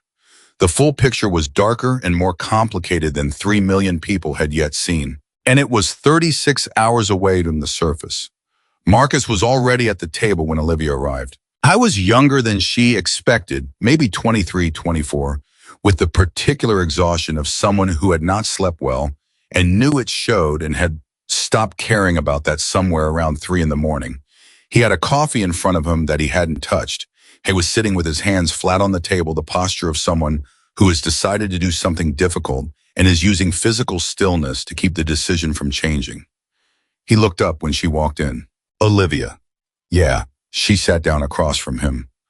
No small talk. She had decided on the walk over that she was not going to manage this conversation by making it comfortable before it needed to be. "What did you hear?" Marcus appreciated that. She could tell by the way his shoulders dropped slightly, the unconscious exhale of someone who had braced for social friction and didn't find it. "Okay," he said. "So, the morning of the event, Saturday, before the venue opened to guests, I was restocking the service corridor near the back offices. The door to the main management office wasn't fully closed."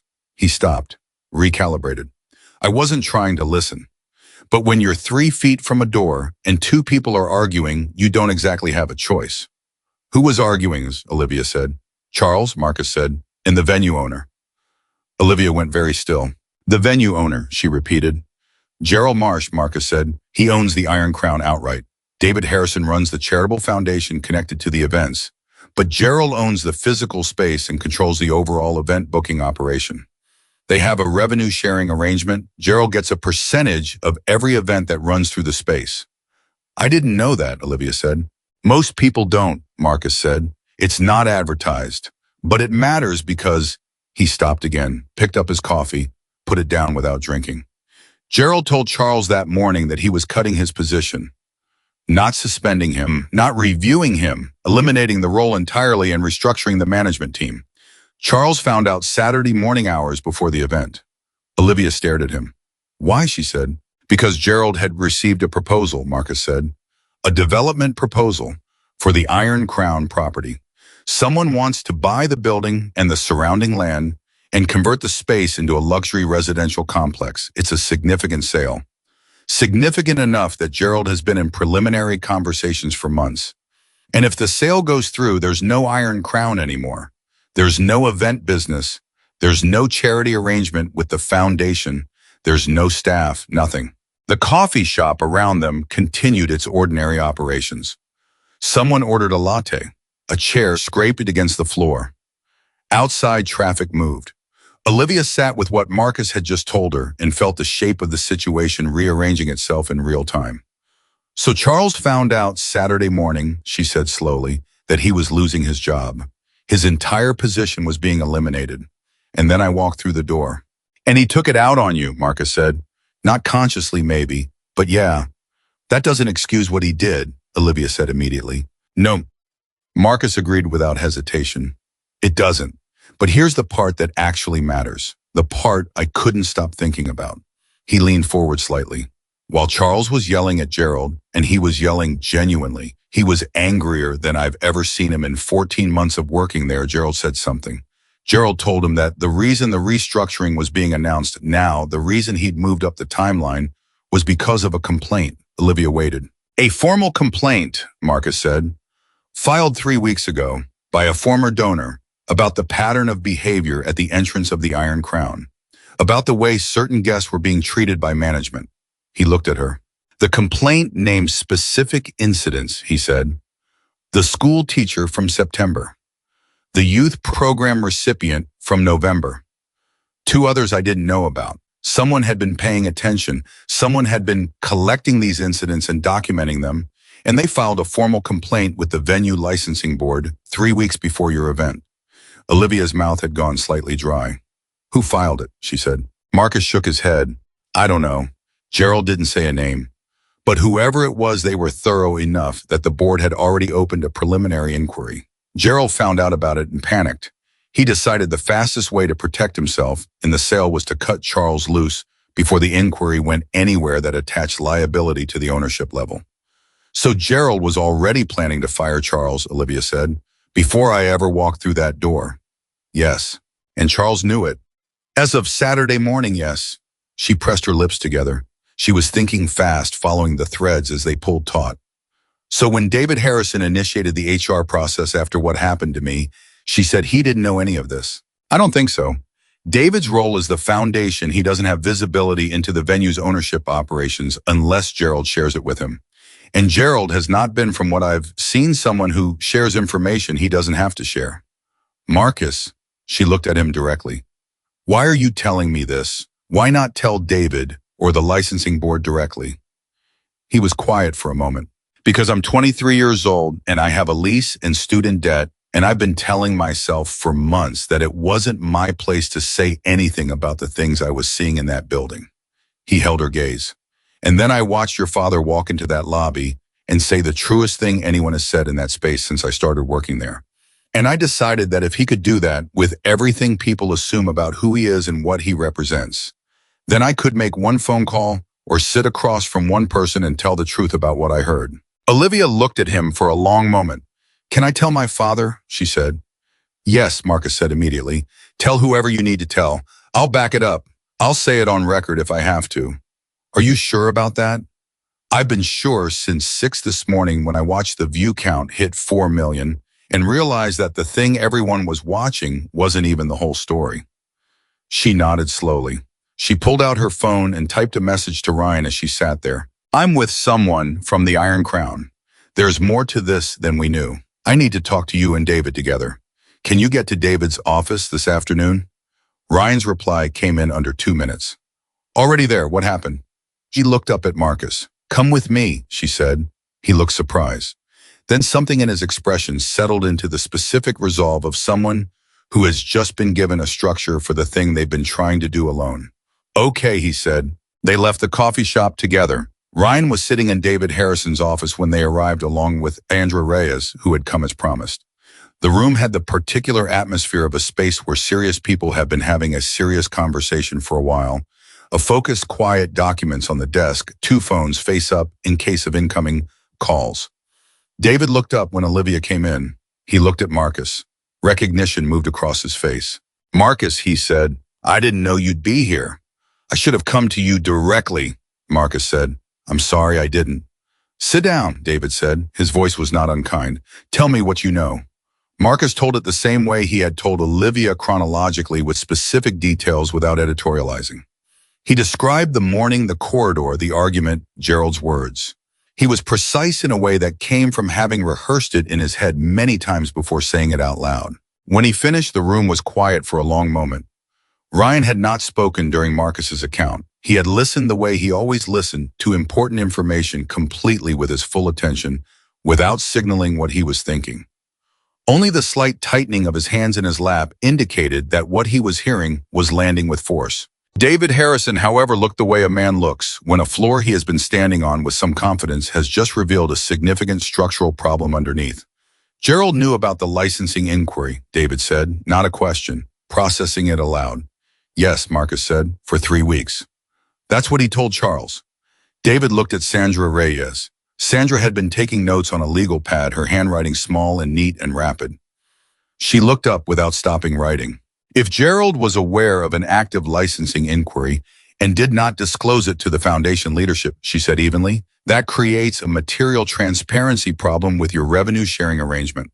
Depending on how that arrangement is structured, it may also constitute a breach of the agreement.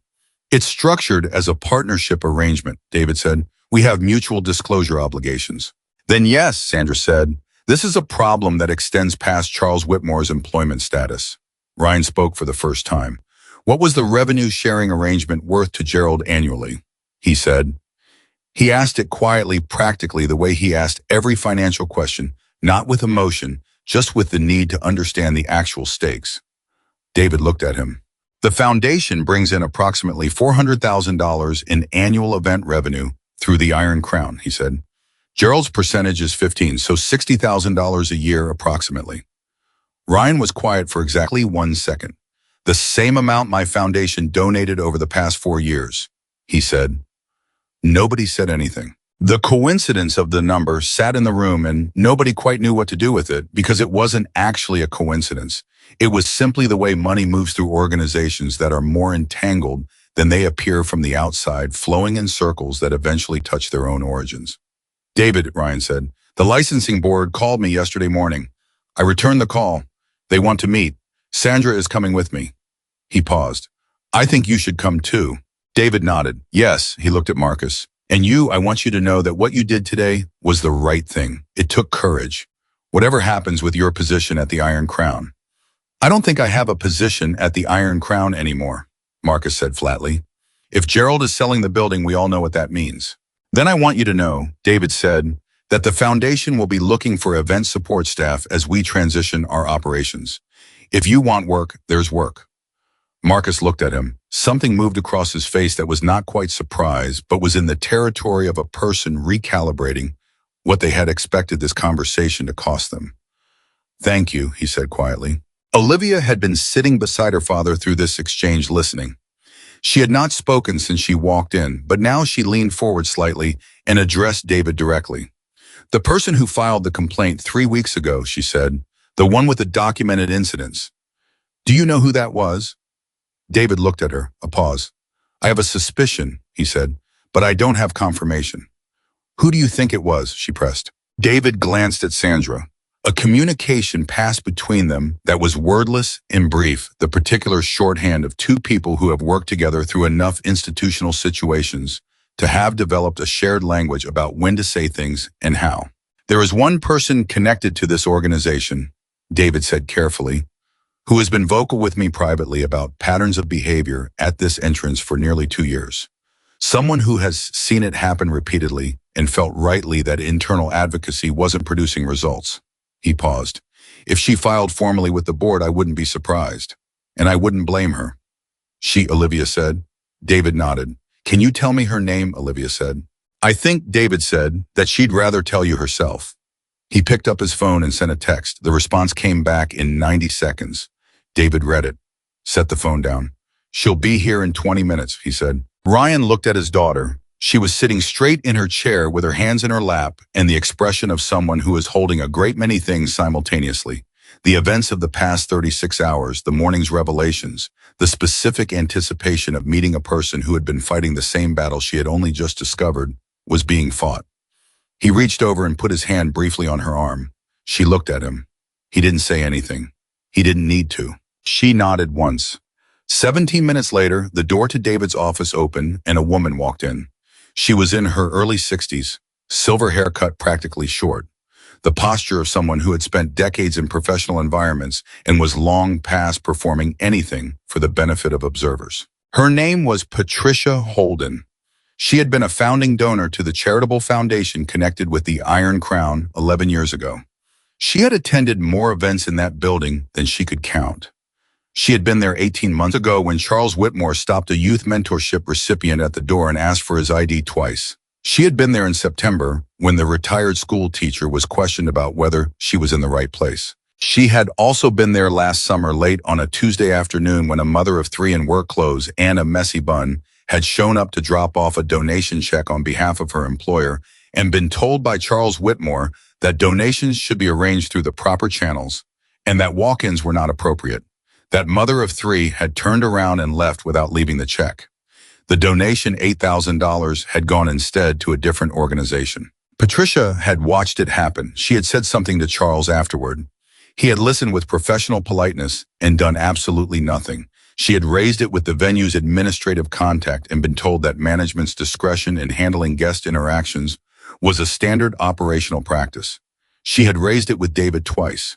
David had taken it seriously but had limited authority over Gerald Marsh's management staff. And then she had hired a documentation consultant. For 4 months, the consultant had built a formal record complaint, reports witnessed, accounts dates, and descriptions of incidents patterns cross-referenced across multiple events. 3 weeks ago, Patricia had taken that record to the licensing board. She had not told David she was going to do it, not because she didn't trust him, but because she had learned the hard way that when you inform insiders about regulatory actions before they are filed, the information travels in ways you cannot predict and sometimes arrives at the wrong destination before the filing does. She had acted alone. And then she had sat with the consequence of that, the quiet, uncertain waiting of someone who has put something irreversible in motion and does not know yet whether the ground will hold. She had not expected the video.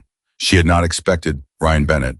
She had not expected the particular trajectory of the past 36 hours that had taken a private regulatory action and made it the context of a story 3 million people were watching. She came into David's office and looked at Olivia. For a moment, neither of them said anything. Then Patricia Holden sat down and said, "I want to start by saying that what happened to you on Saturday had nothing to do with me and everything to do with a problem I have been failing to solve through proper channels for 2 years. I'm sorry it took someone being publicly humiliated on camera for this to reach the surface." Olivia looked at her carefully. "You filed the complaint," she said. "Yes. And Gerald Marsh found out. I assumed he might. The board process isn't fully confidential at the inquiry stage. I knew there was a risk." She folded her hands on her knee. "What I didn't know was that Gerald was already in a sale negotiation. That changed the speed of his response in ways I didn't anticipate." Ryan, who had been listening, said, "The sale of the building." Patricia looked at him, a measuring look, not unfriendly but assessing, the look of someone deciding how much to say and to whom. "I know who the buyer's development firm is," she said. "I made it my business to find out when I started hearing rumors 3 months ago." She paused. "The development firm has a silent partner in the acquisition, someone who provided approximately 30% of the purchase capital." "Who?" David said. Patricia said the name. It was not a name that meant anything to Olivia, but it landed visibly on David Harrison. His expression moved through something quick and complicated and settled into a tightness around the eyes that was not quite anger and not quite shock, but was somewhere between them. "That's Gerald's brother-in-law," David said. "Yes," Patricia said. "Gerald is selling to his own family," David said. "At what will likely be a below-market private rate," Patricia said.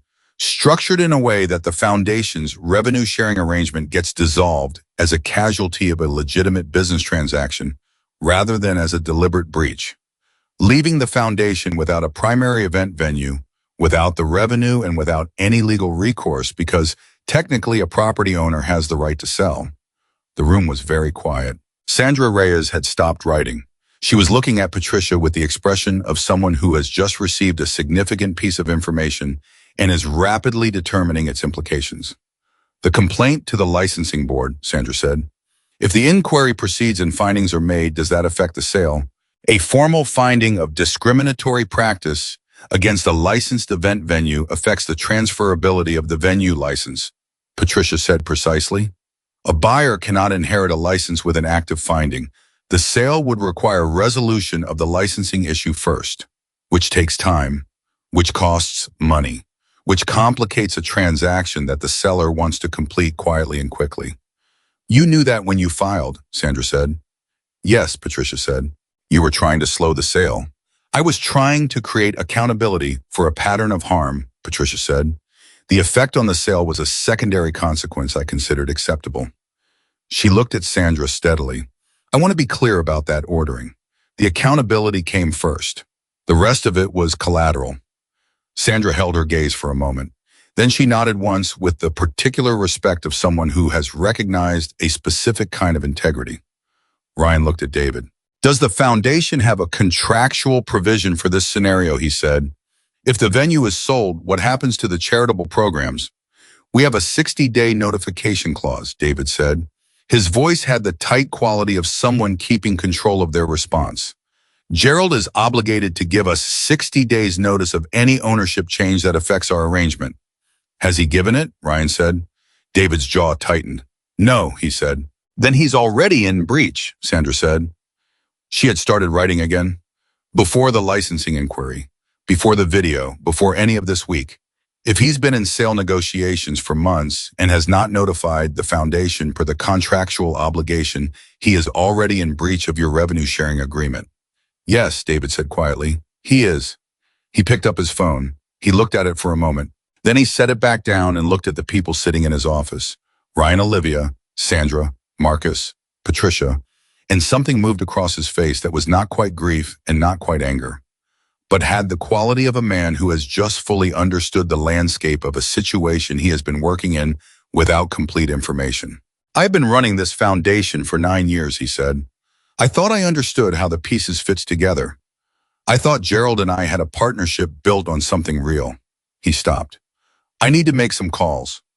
Before you do, Ryan said, I want to ask you something. David looked at him. The foundation's mission, Ryan said. The scholarships, the food assistance, the community programs. If the Iron Crown is sold and the revenue disappears, does the mission stop? David was quiet for a moment. Not if I can help it, he said. Then let's make sure you can help it, Ryan said. Sandra, what does the foundation need first? Documentation of the breach, Sandra said immediately, and legal representation. I know a lawyer, Ryan said. Of course you do, Olivia said from beside him. She said it quietly and without irony, with the particular tone of a daughter who has spent 20 years underestimating what her father knows and is still regularly being reminded. Ryan almost smiled. She's good, he said, and she has a background in nonprofit contract law. Call her, Sandra said. He did, right there in the room. He stepped slightly to the side and made the call and came back 3 minutes later and said, she can be here tomorrow morning. She's already reviewed the public reporting on the licensing situation from this morning. Patricia Holden was watching him. You're not what I expected, she said. Ryan looked at her. People usually aren't, he said. That's the whole problem. She held his gaze for a moment. Then something in her expression shifted, not softer exactly, but more open. The way a door sounds different when both sides of it have the same air pressure. I want to apologize to your daughter, she said. Not on behalf of the venue, on behalf of myself. I knew what was happening in that building. I had been documenting it, and I had not done enough, fast enough, to stop it before it happened to someone new. Olivia looked at her. You were fighting it through the right channels, Olivia said carefully. I was fighting it through the available channels, Patricia said. Whether they were the right ones is something I've been asking myself since Saturday. The right channel worked, Olivia said. You filed with the board. That's why Gerald panicked. That's why the timeline accelerated. That's why Marcus overheard the argument. That's why he came to find me. She paused. If you hadn't done what you did 3 weeks ago, the investigation would be entirely reactive. Now it has a foundation underneath it. Patricia looked at her for a long moment. You're going to be very good someday, she said quietly. Olivia blinked. It was the second time in 2 days someone had said a version of that to her in a room where she had walked in feeling like she didn't belong. I'm good now, she said. And the way she said it wasn't arrogant. It was simply true in the way that things are true when a person has finally stopped apologizing for their own competence. I just needed someone to let me in the door. Ryan turned his head and looked at her. She could feel it without looking back. She kept her eyes on Patricia. What happens next? Olivia said. To the people who were turned away before I was the school teacher, the young man from the mentorship program, the mother with the check, the ones we know about and the ones we don't know about yet. Patricia was quiet. That depends, she said, on what the licensing board finds and how broadly the investigation is framed. Can it be framed broadly? Olivia pressed. Can the scope include past incidents? With documented evidence, yes, Patricia said. You have documented evidence. Yes. Then give it all to the board, Olivia said. Every incident, every date, every witness account. Don't hold any of it back to protect the venue's reputation or the sale negotiation or Gerald Marsh's timeline. Give them everything. Patricia Holden looked at her. The look lasted long enough to feel significant. I intended to, she said. Good, Olivia said. The word landed clean and final the way words do when they are said by someone who means them without reservation. Ryan was looking at his daughter. He had been watching her for the past 20 minutes with the particular attention of a parent who is witnessing something he has hoped for long enough that the actual arrival of it is slightly disorienting, like waiting for a weather system to break and then standing in the first rain and needing a moment to confirm that what is falling is actually what you were waiting for. She was different from the person who had sat on that bench outside the Iron Crown 36 hours ago.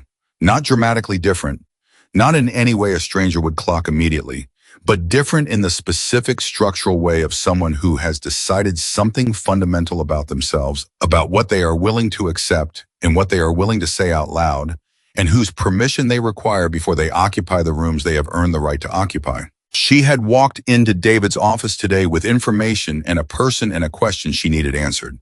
She had not asked whether she was allowed to be there. She had just been there. That Ryan thought was the thing, the small, enormous thing that had happened somewhere between the bench outside and this chair inside. The thing he had been trying to give her for 20 years and had not been able to hand over directly because it was not the kind of thing that could be handed over. It had to arrive from the inside. It had to be decided rather than received. She had decided it. He was so proud of her, it was almost difficult to be in the same room with it. He looked away, looked down at his phone, cleared his throat. Nobody noticed. Or maybe Olivia did. She had her father's gift for noticing the things that people do when they feel something strongly and don't know what to do with it. But she let it go because she also had her father's gift for knowing when a moment doesn't need to be spoken. David Harrison was already on the phone arranging conversations. Marcus had provided contact information for the licensing board investigator who had reached out to him that morning. Patricia was reviewing her documentation file and marking exhibits for formal submission. The room was working, and in the middle of that work, Olivia's phone buzzed. She looked at it. A news alert, not the video. The video was old news, now absorbed into the media cycle the way significant moments are rapidly surrounded by commentary and reaction until the original event is visible only at the center of concentric rings of response. This was a new article, filed 40 minutes ago by the regional news outlet.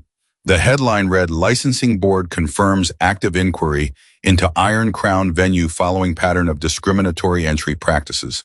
Below the headline in the first paragraph, the article confirmed that the inquiry had been opened 3 weeks prior following a formal complaint and had been significantly expanded in the past 24 hours in response to new witness testimony and documented incidents from current and former staff. The second paragraph named the venue owner, Gerald Marsh, not Charles Whitmore, Gerald Marsh. Olivia stared at the screen for a moment. Then she looked up. It's out, she said. Everyone in the room looked at her. She turned her phone so they could see the headline. The silence lasted exactly 2 seconds.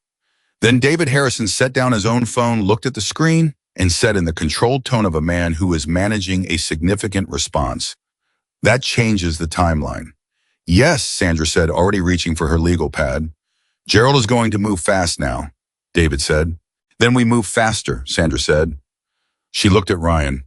The lawyer, tomorrow morning, can it be earlier? Ryan was already dialing. And Olivia, sitting in the middle of a room that was reorganizing itself around new information, at speed felt the particular clarity of someone who has just watched the shape of a story they thought they understood reveal an entirely new dimension. The thing she had walked into on Saturday, the humiliation in the lobby, the man with the confident smile, and the cruel little pause before the word sweetheart, had not been the story. It had been the surface of the story, the visible edge of something that went much deeper and much wider, and had been happening in that building long before she arrived and would have continued happening long after she left.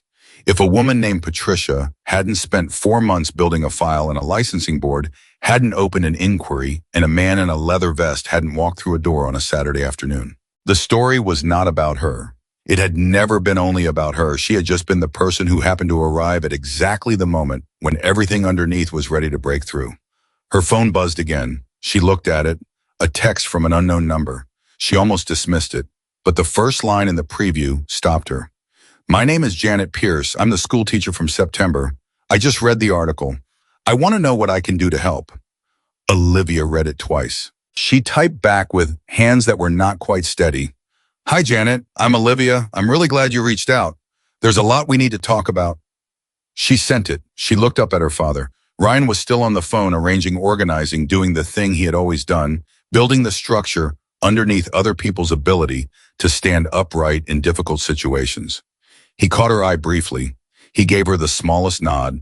She nodded back and turned to the work. The licensing board hearing took place on a Thursday morning, 6 weeks after the afternoon Olivia had sat on a bench outside the Iron Crown, trying to convince herself she was fine.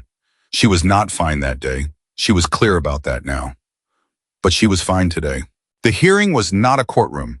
It was a conference room with institutional lighting and a rectangular table, and 7 people sitting on one side of it with folders and the particular careful expressions of officials who have read everything submitted and are now listening to determine what they believe.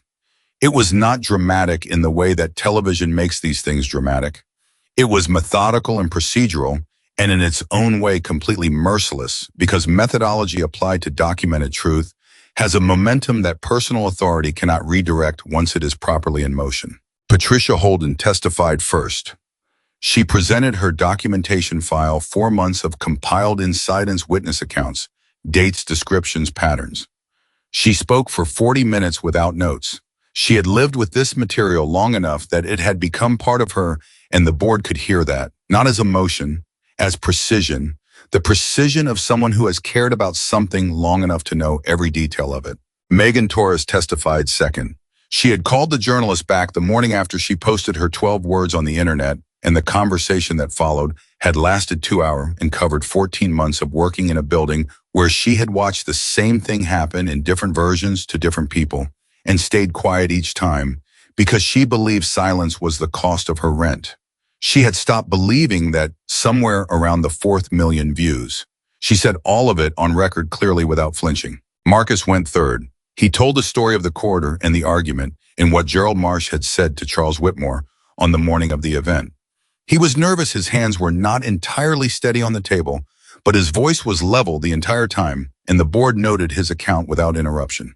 Then Janet Pierce spoke. She was the school teacher David had described, the founding donor, one who had come in September directly from her granddaughter's soccer game and been questioned at the door by a man in a pressed suit who had decided she did not look like she belonged there. She was 67 years old, and she had the composure of someone who had spent 4 decades in a classroom, maintaining authority through sheer clarity of presence. She looked at the board members and she said, I have donated to this organization for 11 years. I attended their first event. I helped them write the language for their founding mission statement. And the last time I walked through that door, a man looked at my clothes and my face and decided I was in the wrong place. She paused. I did not say anything to him. I found my seat and I attended the event and I went home and I did not come back. And I want the record to reflect that my silence was not acceptance. It was exhaustion. And there is a significant difference. The room was very quiet after she finished. Ryan and Olivia were seated in the observer section, not testifying in the formal hearing, having provided written statements through Sandra that had already been entered into the record. They listened to Janet Pierce say those words, and Olivia felt something move through her chest that she did not try to name, because naming it would have required more composure than she currently had available. She reached sideways and put her hand briefly on her father's arm. He covered it with his hand for exactly 3 seconds. Then they both went back to listening. The board's findings were not announced at the hearing. These things do not resolve the way movies suggest they resolve, with a dramatic declaration in the same room where the evidence was heard. They resolve later in written documents distributed through official channels with the particular anticlimax of institutional processes that do the right thing slowly and formally and without adequate ceremony. The findings came 14 days later. Gerald Marsh's venue license was suspended pending a full remediation plan and compliance audit.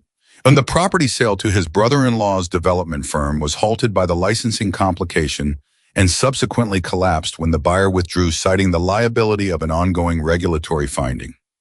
The revenue-sharing arrangement between the Iron Crown and David Harrison's foundation was formally dissolved, but not before Sandra's legal work secured a transitional funding provision that gave the foundation 8 months of runway to establish a new primary venue relationship. Charles Whitmore did not return to the Iron Crown. The formal HR investigation completed independently of the licensing process found that his conduct constituted a documented pattern of discriminatory treatment. His termination was confirmed and entered into the professional record that would follow him wherever he went next. He did not make a public statement. He did not apologize. He hired a lawyer who sent one letter to the foundation asserting wrongful termination, and the lawyer received Sandra's response, and after that there was no further correspondence. Olivia found out about the findings on a Tuesday afternoon from a text David Harrison sent to a group thread that included her, Ryan, Sandra, Patricia, Megan, and Marcus. The text was brief, professional, factual, 3 sentences summarizing the outcome. She read it standing in the hallway outside her business management lecture. She read it twice. Then she put her phone in her pocket and walked back into the classroom and sat down and stared at the front of the room for a moment while her professor discussed quarterly variance analysis and the rest of the class took notes. She thought about the bench outside the Iron Crown. The stone dropping into her chest, the 2 seconds of silence on the phone when her father asked if she was okay and she couldn't answer. She thought about Janet Pierce saying my silence was not acceptance. It was exhaustion. She thought about Marcus with his hands flat on the table in the coffee shop, having made the same decision she had made the day before, that staying quiet was a choice, and they were both done making it. She pulled out her notebook. She wrote in the margin of a page about variance analysis, a single sentence that she had been turning over in her mind for 6 weeks without finding the right words for it. Belonging isn't given. It's what happens when enough people refuse to leave. She looked at it. She left it there. That evening, she drove to her father's house for dinner. Not a special occasion. Ryan did not mark things with special occasions. He marked them by continuing the ordinary practices that held a relationship together across distance and time. Tuesday dinner had been Tuesday dinner since she started university and had her own place and needed a reason built into the week to come back. She sat at the kitchen table while he made something straightforward and slightly too salty, the way he always cooked, and she told him about the lecture and the variance analysis in the sentence she had written in the margin. He put a plate in front of her. He sat down across the table. David wants me to speak at the foundation's fundraiser next month, she said. About what happened, about what came out of it. Ryan looked at her. What did you tell him? I told him I'd think about it. She picked up her fork. I've been thinking about it. And she was quiet for a moment. I think I want to do it, she said. Not to talk about Charles, not to talk about the video or the view count or any of the public version of this. I want to talk about the bench. She looked at Autumn. I want to talk about sitting outside that building, trying to convince myself that being treated badly was something I should just absorb quietly and move on from. Because that's the part nobody filmed, and I think that's the part that actually matters. Ryan was quiet. His expression was the particular stillness of a father who is listening to his child say something that reaches all the way back through 20 years and touches things he has never been able to articulate himself. You should do it, he said. Yeah, she said. I know. She ate. He ate. The kitchen was warm and a little too bright and smelled like whatever he'd overcooked slightly on the left side of the pan, and it was the most familiar place on earth to her. Dad, she said. Yeah. That day when you walked into the Iron Crown, were you scared? He considered the question with the seriousness it deserved. Not of him, he said. Of what then? Of being too late, he said simply. Of getting there and finding out you'd already decided it wasn't worth saying anything about. She looked at him across the table. I almost did, she said. Decides that. I know, he said. How did you know I didn't tell you that? You called, he said. That's how I knew. You almost didn't, but you did, and that told me everything. She was quiet for a moment. You showed me something that day, she said. In that lobby, you didn't just defend me. You showed me what it looks like to walk into a room and take up the space you're entitled to without apologizing for it, without performing it, without making it about anyone else's comfort. She paused. I've been trying to figure out how to do that my whole life, and I didn't know it until I watched you do it and realized that's what I'd been missing. Ryan set his fork down. He looked at his daughter, this 20-year-old woman who had driven across the city to sit at his kitchen table on a Tuesday, who had a 3.8 GPA and a part-time job and a sentence written in the margin of her notebook in a speech to give next month about a bench she'd sat on when she thought nobody was coming. He had been everything people expected him not to be. Present when they expected absence. Quiet when they expected violence. Proud when they assumed shame. He had built a life inside a reputation that other people constructed from the outside, and he had decided a long time ago that the only way to respond to being misread was to be so consistently and thoroughly himself that eventually the misreading couldn't hold. It had cost him things. He knew that. There were rooms he had never been welcomed into, conversations he had never been invited to, have assumptions made about his daughter that she had carried because of who he was. But she was sitting across from him right now, and she was not the person who had folded herself small in rooms where she felt unwelcome. She was not the person who had spent 20 years absorbing other people's discomfort as though it were her own responsibility to manage. She was somebody, not because of what had happened at the Iron Crown, and not because of the video, and not because the licensing board had issued findings in her favor. She had always been somebody. She had just finally completely, with the particular permanence of decisions that are made all the way through, stopped letting anyone tell her otherwise. You didn't need me to show you that, Ryan said. You already knew. You just needed someone to remind you that you were allowed to know it. Olivia looked at him for a long moment. Then she picked up her fork and went back to eating his slightly oversalted dinner in his too bright kitchen on an ordinary Tuesday. And the evening was quiet around them, in the way that evenings are quiet when everything that needed to be said has been said, and what remains is simply the warmth of two people who belong to each other, sitting in the same room without needing it to be anything more than exactly what it is. The fundraiser speech happened 4 weeks later. Olivia stood at a microphone in front of 300 people, donors, community members, foundation staff, volunteers, a few journalists, Patricia Holden in the third row, Megan Torres near the back, Marcus standing at the side wall with his hands in his pockets. Ryan sat in the fourth row, still wearing his vest, still looking like the man everyone used to judge. Nobody in that room was judging him tonight. Olivia spoke for 18 minutes. She talked about the bench. She talked about the 2 seconds of silence on the phone. She talked about what it costs a person over years of practice to become skilled at making themselves invisible in rooms where they feel unwelcome.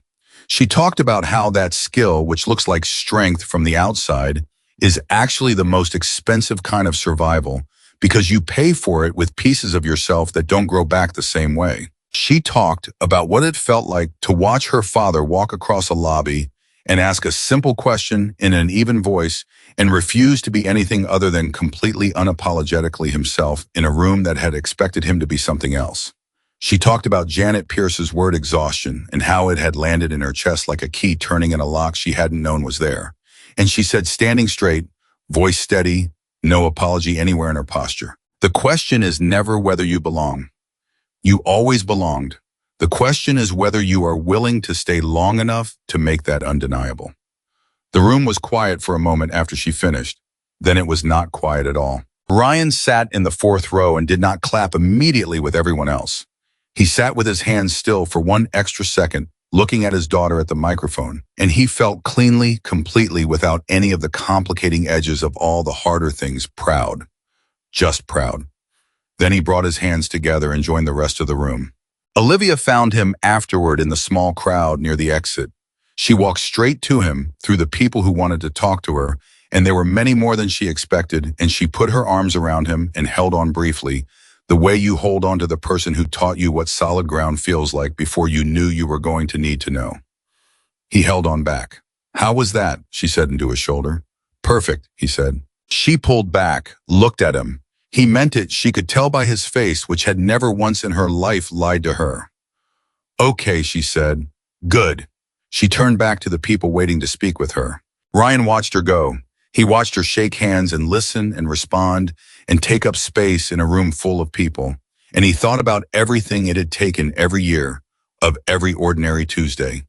Every terrible pancake, every conversation at the kitchen table, every moment of staying present in the specific, unglamorous daily way that actual love requires to arrive at this particular Thursday evening, where his daughter stood in a room and knew all the way through that she had every right to be there. I thought about what she had said to him at dinner. You didn't just defend me. You reminded me that I belonged. He had needed to hear that. Not for his own reassurance, he was past the age of needing reassurance from outcomes, but because it told him that the thing he had tried hardest to give her had actually arrived. Not perfectly, not without cost, but it had arrived and it had taken root, and it was standing at a microphone telling 300 people the truth in an even voice without a single apology anywhere in its posture. He put on his jacket. He nodded to Sandra, who raised her coffee cup at him across the room. He caught Patricia Holden's eye, and she gave him the small, precise nod of someone who has fought a long fight and is willing to acknowledge a fellow combatant without making it sentimental. He walked out into the night. He stood beside his motorcycle for a moment. The air was cool and the parking lot was half empty, and somewhere inside the building, his daughter was telling her story to people who needed to hear it, and the story would keep moving after tonight, the way true things do, quietly, persistently, through the people who carry it forward into the rooms where it is needed. He put on his helmet, he rode home, and a man in a leather vest, patches on his back boots on the highway, had given his daughter the only thing that had ever mattered, the knowledge that no matter what room she walked into, no matter who looked at her and decided they already knew everything they needed to know, she would never, not once, not ever have to convince herself that she was allowed to stay. She already knew. She had always known, and now nothing in the world was going to make